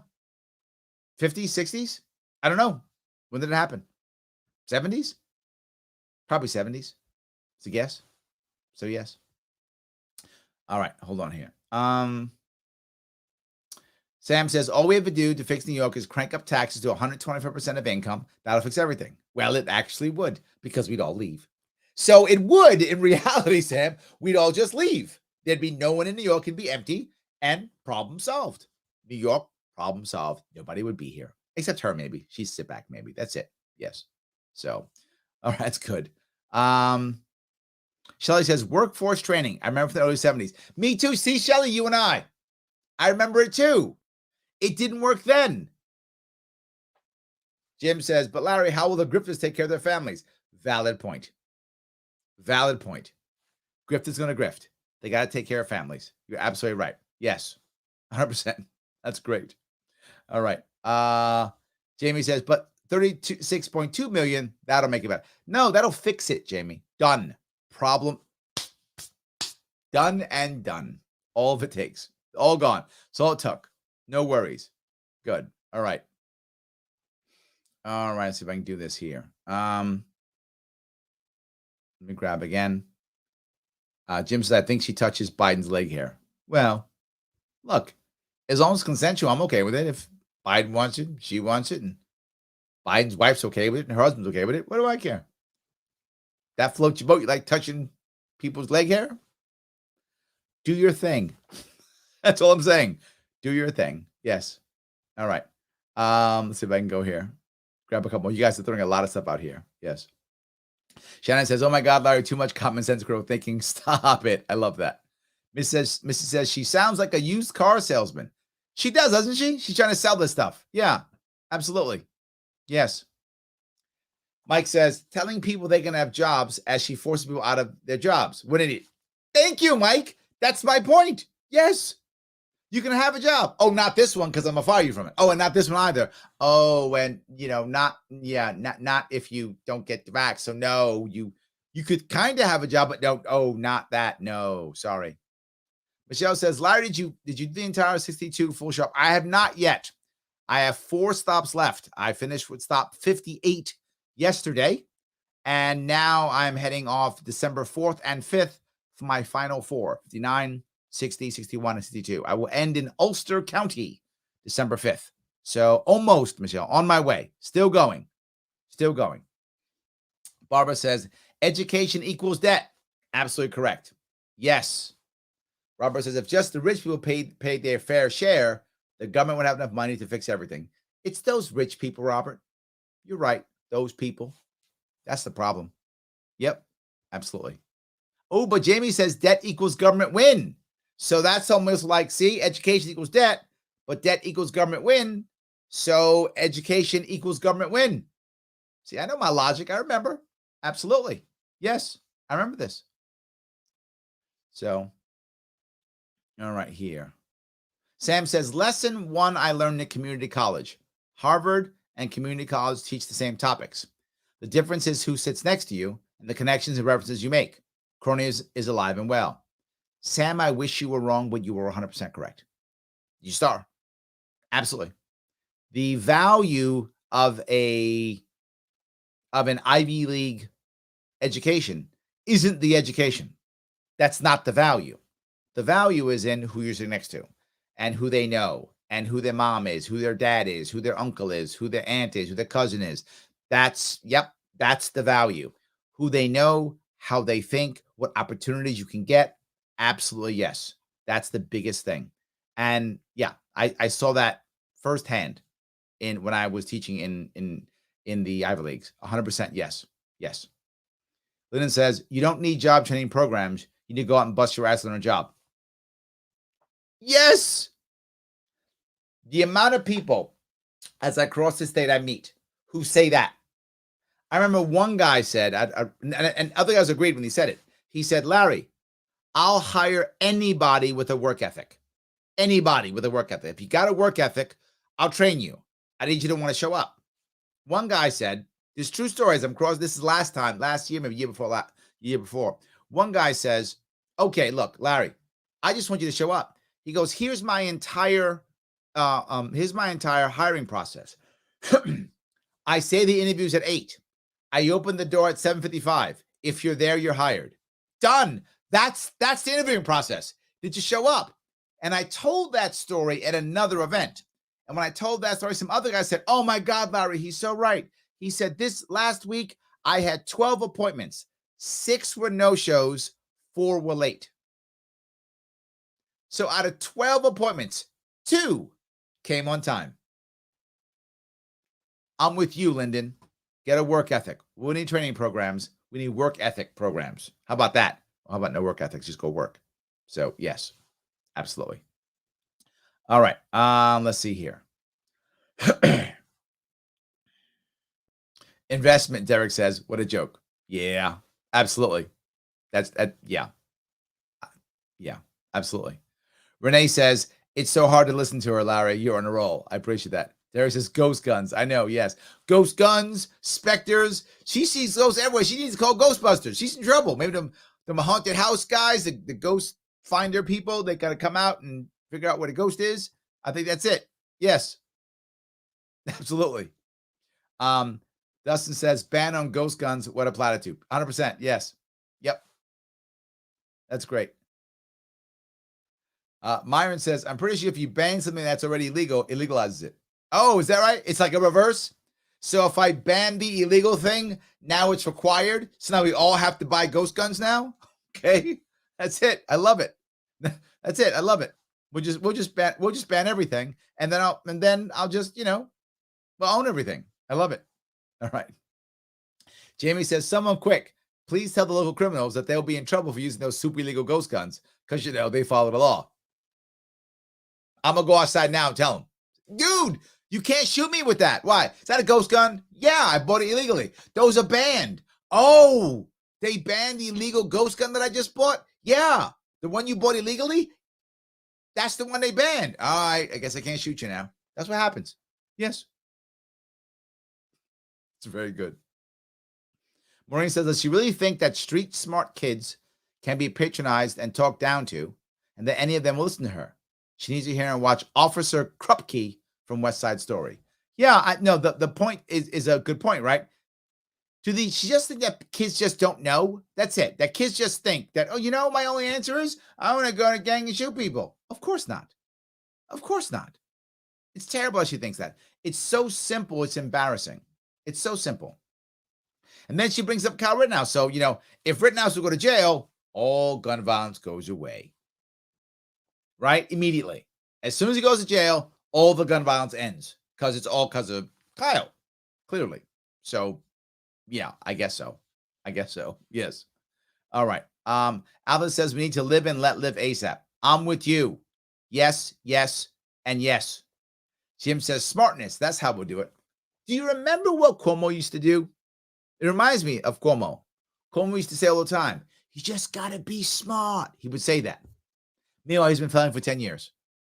She's saying, we'll do it with science and smartness. But we still need to figure out this special gun violence institute to figure out why that's happening. Well, then where's the science if you haven't figured out the science yet? Because no one's thought of it before. It doesn't even make any sense. Like it totally doesn't make any sense whatsoever. Yes. So, yeah, Shannon says it. Oh, God, bring Rittenhouse up. Of course. Yep. Absolutely. Yes. Michelle says, Larry, I'll do the ghost hunting thing. That's right, Michelle. Yes, you will. Wow. Thanks for bringing that up. Yes, the haunted house. I was there. Absolutely. So, yes, I'm going to give you a call, have her talk to you, and then you can go over there and get rid of all her specters because she got specters everywhere. You can go take care of that. Exactly right. Yes. That's very good. Yes. All right. I hope someone does as you, Casper. Can you shoot a ghost? I don't know. The ghost gun. That's why she wants to ban the ghost gun. All the ghosts around. Ghosts could probably use ghost guns to shoot non-ghost people. Or maybe she's worried about ghost on ghost crime, specter on specter crime. I need to do some homework on ghost guns because maybe the ghost guns are used by ghosts. All right, Michelle, you got a whole thing now. You got to find the ghost guns. You got to find the ghosts. You got all kind of work now. All right, I'll set it up. I'll set it up. Yes. Joel says, Hochul said Rittenhouse had an assault weapon. The skateboard guy had an assault weapon. Rittenhouse had a defense weapon. Ooh, nice, Joel. I'm going to steal that one. The skateboard guy had an assault weapon. Rittenhouse had a defense weapon. All right, I'm going to steal that and probably give you no credit for it whatsoever. But at least if you hear me say it, you will know it was yours. But I'm probably going to give you no credit. You might want to take a clip of this so that you can later say, Larry stole this from me because I'm stealing it from you. So the skateboard guy had an assault weapon. Rittenhouse had a defense weapon. No credit to Joel. So yes, good one though, by the way. Very good one. Yes. All right. Let's see here. Jim says, except when I talk to God. She does talk to God. It's true. Yes, absolutely. She does talk to God. That's very true. Yes. All right. All right. Shelley says she just pointed to the state flag and told it that it had the answers. Yeah, she doesn't know what she's doing. So she just points to people and goes thing. But what about the person? She said the flag has the answers, but then the dude in the front row didn't. So the dude in the front row is dumber than the flag. Just saying. That's kind of bad. So yes, that's what she's saying. So yes. Let's hear here. Ray Bilmar, we can all evolve constantly, hopefully. I hope so. I do, right? I hope he stays more libertarian. I hope he does. I don't know if he will. I hope he gets more libertarian. I really hope he will do so. Yes. So, Bernard, how do I volunteer if not from New York? You can volunteer for the campaign always. Absolutely. Please reach out to the page. Let us know you want to volunteer. Someone will grab you. Absolutely. Yes. 100%. Pete, can I have multiple entries for the Money Bomb hoodie? Yes. Absolutely. Yes. $100. That's the deal. Yes. $100. You're in. And if you do more, for every 100. So do 1,000. You get 10 entries. Got Pete Clark money. Excuse me. Yes. I'm teasing you, Pete. You know I love you. Yes. 100%. All right. Nuno Clip says, Larry, how is the left and Dems winning? In 2022, there's going to be a red tsunami type coming in fast, better chance of a young libertarian populist, fresh new blood in the GOP than back in 2010 and 2014. I'm not sure there's a fresh chance for libertarian blood in the GOP. I'm not sure. In the past, that new blood's been corrupted every time, right? And is the GOP struggling for a new idea? I'm not sure. Tea Party days, the GOP was struggling for a new idea. I think most of the GOP is MAGA. I think that's their idea. I think they require a new idea. I'm not sure of that. I'm not a Republican, so I can't be sure of that. I'm not deep in the party, so I'm unsure. But my gut tells me that they kind of have MAGA. They don't require a new one. I think in 2010, 2014, they needed something new, and they grabbed more of the Tea Party type stuff. That they were grabbing more of that. I'm not sure if the party actually wants anything new right now. So maybe. But do I think that there's going to be a red wave in 2022? I think there is. I'm not sure there's going to be a wave with a new ideology, but I think there will be a wave. I think it'll just be another MAGA wave. That's my view, but I could be wrong. All right, let's see here. Craig says, I was telling my dad about your reparations plan. He says, what if people don't want to own their own businesses or be the front for their white friends? He wanted to know if there were options other than having to be a business or investing. There are, of course, right? And the idea is simply you want to begin to own things. It doesn't matter what it is. So you can have part ownership without being a front person or doing anything, right? You can just have ownership. But something else will happen. Your friends will have ownership. And what will happen is that idea of networking, if that makes any sense, that we talked about with Sam, will work in your world. You, as a Black American who decides, I don't want to own a business or invest, will still get a good job from your black friend who will be owning a business or investing. You will get a good house and a good price from a black business owner or a black owner of a house who will be renting to you. So you'll benefit through your community, even if you aren't the one doing it. Just as many people in wealthy communities benefit when they don't physically own a business, they have good jobs because their community and their network has good ownership. So you will benefit even if you aren't the actual owner or the investor. I hope that was clear. All right. See if I can keep going here. Ryan says, big shout out to Lynn's Uptown on Colvin Avenue, Albany. Thanks for inviting Larry. Years ago, you sponsored our softball team. Oh, that's awesome. I love that. Oh, that's amazing. That's amazing. That's very nice. I do appreciate that. That's good. I do that idea of caring about baseball teams and communities and stuff like that, right? So that's very nice. So yes. All right. Let me keep going if I can. She ignores the facts. Yes, absolutely. Kyle says, what is your take on the LP in Delaware and New Hampshire?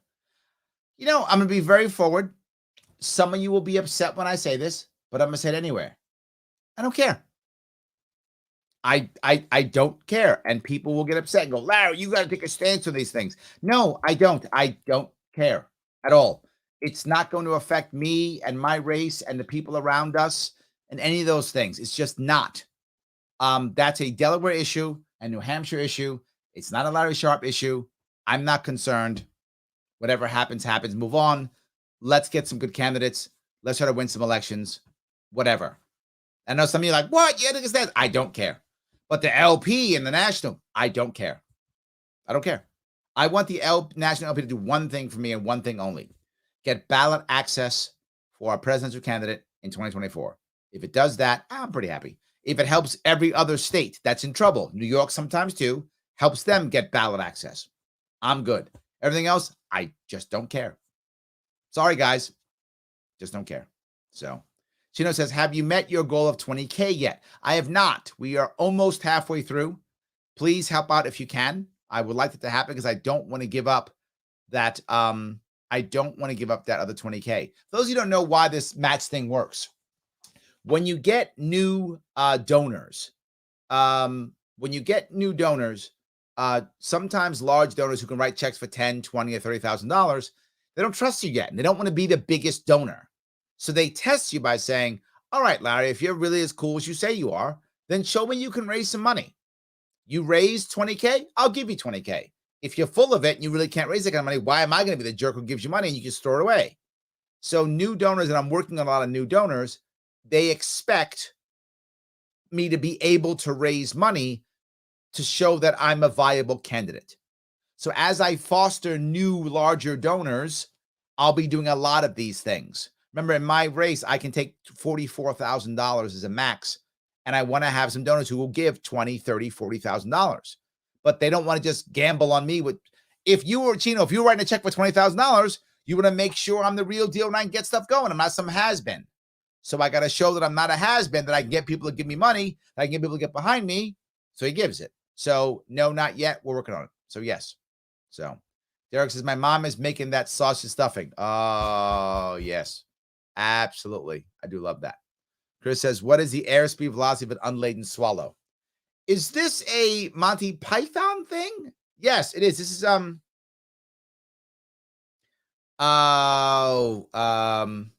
forgotten which Monty Python it is, but yes, the Holy Grail. Right? Yes, it's king, and he talks about what. Yeah, a swallow actually goes pretty fast though. It goes like 40 miles an hour or something. It goes pretty fast. A swallow goes pretty fast, like 40 miles an hour. They're actually pretty fast birds. That I happen to know, but I couldn't tell you what is the airspeed velocity of an unladen swallow. Didn't he ask something? Okay, sorry, I'm saying that Jim has it. African, that's right. You guys are some Monty Python fans. That's a pullback. Thank you. I appreciate that. Yes, I love that. Got it. I love that. Very good. African or European. Some of you are not going to get that. That's Monty Python inside baseball, guys. I'm sorry, but that's what that is. So, all right. All right. Shelly says, how do I get a no-show 6-figure job so I can donate to you? You got to hang out with Hochul. This is what Sam is saying. You got to be in the right world, right? So you can be in the right world, start some nonprofit, tell Hochul you're going to, I don't know, save some people, I guess, kids. I guess you're going to be, tell Hochul you're going to be some kid's mom, and she can put all the strings on you as possible, and you're going to 6-figure salary. That's how it works. Just do that. Easy peasy. Easy peasy. Man, UBI, man. I know, but it's happening, Ryan. It's not like I'm just being forward, right? It's moving that way. If I don't come up with an answer or someone doesn't, we're going to get something worse. So I got to come up with something. So yeah. Nicholas said, I'd sit behind you for free and tell folks where you are. Thank you, my friend. I don't got to pay you $100,000. Okay, thanks. I appreciate that. Yes. All right. Jason says, start a nonprofit, then lick politicians' feet. Jason's right. That's how you do it, Shelly. He's got the plan. I mean, I don't know if I want to do that, but that is the plan. So, yes, that's how you would do it. Yes. Michelle says, so would I. I know. I'm not mad at him. I mean, I get it. Someone's giving you $200,000, sit behind them wearing masks and tell them the great leadership. A lot of people would say, yeah. Yes. A lot of people would say, yeah. I'm not mad at them. So Brian says, well, how does a negative income tax work? What does it look like? It's a little bit different. It's UBI style, but it isn't exactly UBI. For those who don't know, UBI is universal basic income. And basically in that world, everybody gets a check every month. Doesn't matter who you are. Poor, rich, old, young, everybody gets a check. And a check is a flat number. And the number is supposed to be a number that is a number that you can survive on. Not thrive, survive. The other problem with that is in certain parts of the country, that's a very different number. There are some parts of the country where you get $2,000 a month, you're fine. Some need $5,000 a month, but you can't even survive. Depends upon where you are in the country.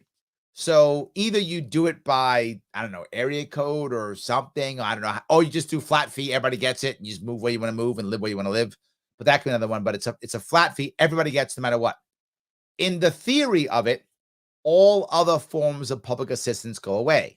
That's not going to happen in our world. Another reason why I'm against it. But in theory, Brian, this is, again, I'm going to be very clear. Theory, not practice. In theory, everybody gets this amount and all other forms of public assistance go away. So for the sake of argument, I'm making this up. The number is, say, $2,500 a month. Everybody gets $2,500 a month, and there's no food stamps, no welfare, no Social Security, no disability, right? There'd be none of this in the theory of UBI. You get a flat number, maybe it's $3,000 a month, whatever, and there's nothing else, but everybody gets that. So everyone has a minimum income to survive, and then do what you want. That is UBI. The thing that people like about it in concept, is that all the bureaucracy goes away. There's no bureaucracy. There's no reason to check this, no reason to check that, because everybody gets it.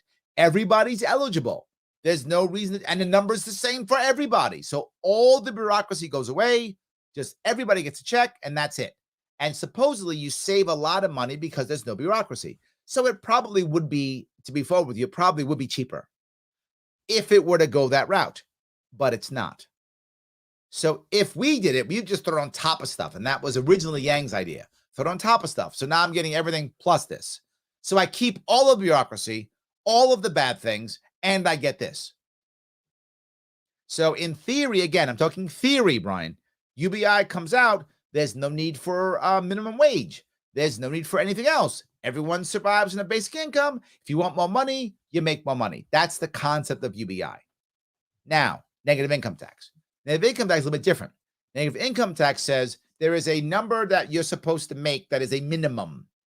Again, sake of argument only, $30,000 a year. I don't know what that number is, but sake of argument. So now everybody gets a check that would equal the $30,000. As you make money, you lose a little bit of your check so that you can work your way up to eventually pass that. That's a negative income tax. So you only get money that makes up to the 30,000. So if you make 15K, you get a check, you get equivalent check 15K, that you can make enough money to work your way off of it. If it makes any sense. right? So you would begin to work your way up. So if you could work your way up to everything, keep benefits to a certain amount, blah, blah, and work your way up. That will be the concept of negative income tax. It's a little bit different. I call that a ladder, not a crutch, because in regular UBI, you never get off and never get a check. In negative income tax, only if you blow a certain threshold. So the government would only give you money if you're under a threshold. You'd always make at least a certain amount no matter what. Minimum wage is not required. Other forms of Social Security not required because everybody makes a minimum amount of money. So negative income tax of all of the UBI schemes is the least bad of them, if that makes any sense. So yes. All right. Let's see here. Stop taxing income. I'm not fighting. Yeah, absolutely. Larry says, so ask me anything, Larry. Hey, Larry, what was your best meal? Where was it in West New York this past weekend? There were a couple of them. Do I got to pick only one? There were a couple of them. There was a diner that I went to. I'm going to go to my Larry Sharpe page real fast. So you see the picture of it. There was a diner that actually was very good. I can remember the diner. Of course, now I can't remember the diner. But yes, there was a diner that was, I had that the morning that had eggs and sausage, just the way I like it. That was good too, because I like my eggs very runny. I know it sounds gross, but I do. I like my eggs very runny, and most places will not give me runny eggs, even though I ask for them. They usually won't do it. I'll say make them soft and loose, and they'll still be brown, burned. But I that's very common. And I want them to be very loose, like just warm them up. I'll drink them. It's fine. I like loose runny eggs. I do. Leroy's No Finer Diner breakfast was very good. Their breakfast was very good. So that was one. That was in Leroy, and that was yesterday morning. That was for my best breakfast. And that evening, best dinner, I had a pretty good chopped steak at a joint too. But that was probably my best breakfast. And often, since I'm on keto, I eat a big breakfast. And I often don't eat again until dinner. Like I don't eat because I'm off doing things and running around, and I don't eat that much. I drink coffee like there's no tomorrow and just keep going. So yes. So yeah. So anyway, Juan says, I was on the fence on UBI, so I saw how lockdown payments has negatively affected our economy. That's my other piece, right? Which is, one reason why I don't want UBI, for that reason, Juan, you're right. It makes people feel like they can stay home. I want people to go out and do stuff. And I feel like it doesn't do a good job of that. I agree. So, Ryan, Larry, I love to be forward. There's a reason why I use that phrase. I usually say to be forward or to be frank. I don't want to say words like honestly or actually, which is what most people will say. Honestly, actually, that language casts doubt on your language. Like, do you hide things? Are you dishonest? And I'm not dishonest. To be forward says, I'm not going to flower my language. To be frank says, I'm not going to flower my language. But I'm always telling you the truth, and I'm always giving you, what you really need. I just might be nice about it or more polite about it. Forward means I'm just going to say it. Frank's I'm just going to say it. So you will very often hear me say to be frank or to be forward instead of saying honestly or to tell you truth or actually, because that casts doubt on your language. And I've trained myself over the last 10 years to never say or rarely say, honestly, to tell you the truth. I don't use those words. I always say either to be frank or I say to be forward. So that's why I say it. I don't want to cast doubt on my language. It's just good training for someone to speak that way. So yes. All right. Let's see here. Juan says, remind everyone that your events are posted on LarrySharpe.com. Yes, it's LarrySharpe.com/events. Right? LarrySharpe.com/events. Go there. You'll see all my stuff. Yes. The juggling junk removal. By the way, the juggling junk removal is a young man who is running this business by himself. So it's awesome. So on his own. So please go help him out if you can. Yes. All right. Hi, Larry. It was nice to see you Sunday and Monday. I'm James. Yep, from Jar Farms. Jar Farms, that was great. And gave me some cool bacteria bread. I didn't know that existed. Using bacteria versus yeast to grow, and you toast it. And I'm going to have some of that tomorrow because I actually put the bread you gave me in the fridge in the hotel I was staying at so I can keep it. Now I let it out and I got it home and I have some tomorrow because tomorrow I can have carbs. It's Thanksgiving. So perfect timing. I will try it and see if it's good. They told me that it smells bad. I'll find out the hard way then. So, but thank you for that. Urgent question. I trust you and fully support you, but I don't trust government. Yeah, I'm kind of with you on that. So when you become governor, I still trust and support you personally. I don't support and trust the government that you're in. And no matter how cool you personally are, I am cool. You're still in trust, but I don't trust. You can gain my trust of government by changing government, but until then, I don't trust it, though. So let me be very clear. It's a good point, right? A lot of people say this. Larry, how do you trust this? Here's how. It's important that government become grossly transparent. And I mean insanely transparent. You see me, I talk about transparency all the time. We have to be transparent. That's the only way we will eventually trust government. We're not going to. I shouldn't even say government. That's wrong. Institutions in general. The more transparent we are, the more we will eventually trust our institutions. We don't trust any institution, right? James, it's not just government. It is government. It's all institutions. We have to become more and crazy transparent so that people can begin to trust institutions again. It's the only way. It'll take time. The more we're transparent, the more we shrink ourselves, the more control you have. The second thing is, once you have more control over government, you'll trust it more because you'll have more control over it. Right now, we have none. Right? When you have more control over it, when it's smaller and transparent, you'll trust it more because you'll be able to control it better. So yes. Let's see. Chrissy says, I immensely regret my expensive and fancy graduate education. There we go. James says, question, what's your stand on the SAFE Act and what we do about it? You have not been watching my stuff at all. You have not been watching. That's okay, James. Welcome. I am the only candidate on record to say there is absolutely no need for the SAFE Act nor red flag laws. I've said so publicly more than once during an actual debate in 2018. I said so on New York Now. We should get rid of the SAFE Act. How do we do that? Just getting rid of it now is impossible now because there's too much of the Senate and the Assembly on board. But here's what we can do. Non-enforcement, starting in Western New York and moving across the entire state. When we get sheriffs to agree to not enforce it, when you have a governor who will not punish them. Right now, if they don't enforce it, they get punished by the governor. That's what happens right now. I want them to not be punished by the governor. So the first thing the governor must do is create a priority of enforcement. It would be unconstitutional for the governor to not enforce the laws. But it is constitutional for the government to say the priority of enforcing SAFE Act is the lowest possible priority. In fact, if you're a law enforcement officer and you can either pick your nose or enforce a SAFE Act violation, pick your nose. Not just that. When you see what's happening, most of you don't know this. Most people who support the SAFE Act think it only affects the militia guy who's hanging out in Western New York. Nope. Most SAFE Act prosecutions are people of color in cities. Yep, 90%.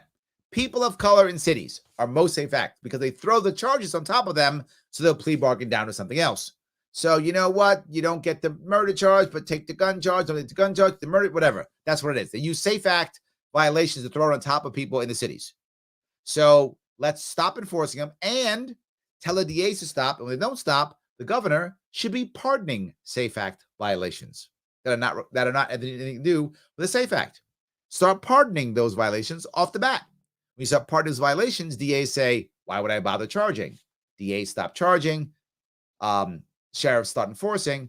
Now we have 2 or 3 years of data showing it has changed nothing because it will change nothing, James. It's a useless law. It just hurts people. It doesn't help anybody.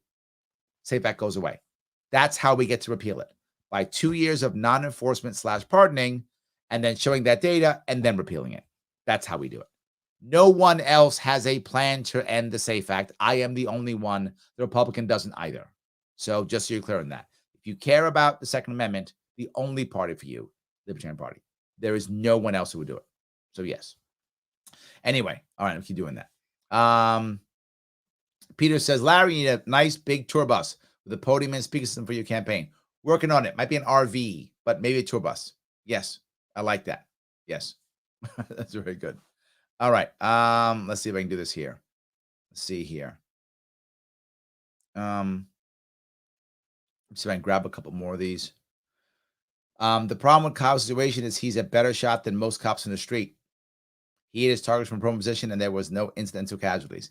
Well, someone said something, and I forgot where someone said it. Was it on my show? I forgot where I saw it. Someone said that Kyle showed more discipline, more trigger discipline than most cops. It's true. It's true. Absolutely. Yes. Absolutely. Larry stole something from me. I'm so honored. Yes, absolutely. Yes. All right. Let's keep going here. Changing the GOP from inside isn't the answer. The leaders of the two major parties have strangled all major decisions, then passing up Ron Paul in 2012 put the final nail in that coffin. It's a valid point, Jason. It's a valid point, right? It really is. It's a valid point. It's very hard to do. So, guys, I want to ask you, because always, like, comment, and share. I know I always do, but please don't stop. Like, comment, share. It does matter. Please, if you want to support the show, world's smallest political quiz. Please click that link, take that quiz, and if you've taken it already, share it with your friends. Get people to the page. It's the advocates for self-government. I believe in them. They're ways of making people think and talk. Please do that. If you want to support me personally, head over to LarrySharpe.com/20K. Click that link. It is double donations right now. I got a 20K person who will give 20K if we raise 20K. We are on our way. Click now, make that happen. And for you magical, wealthy Bitcoin people, there's a Bitcoin too. Click that right there, LarrySharpe.com/crypto-donation. You can give me some Bitcoin if you got it. Like, I'm not greedy. Just give me half a Bitcoin. I'm not half. Not even a whole Bitcoin. Give me half Bitcoin. I'm not greedy. Not greedy. I appreciate it. Guys, I'm let you run. It is late Thursday. I'm sorry, Thanksgiving Eve. I'm taking off tomorrow. Enjoy your Thanksgiving. Enjoy your time, I hope, with family and friends. I will see you all I'll be here on Friday. I will see you all on Friday.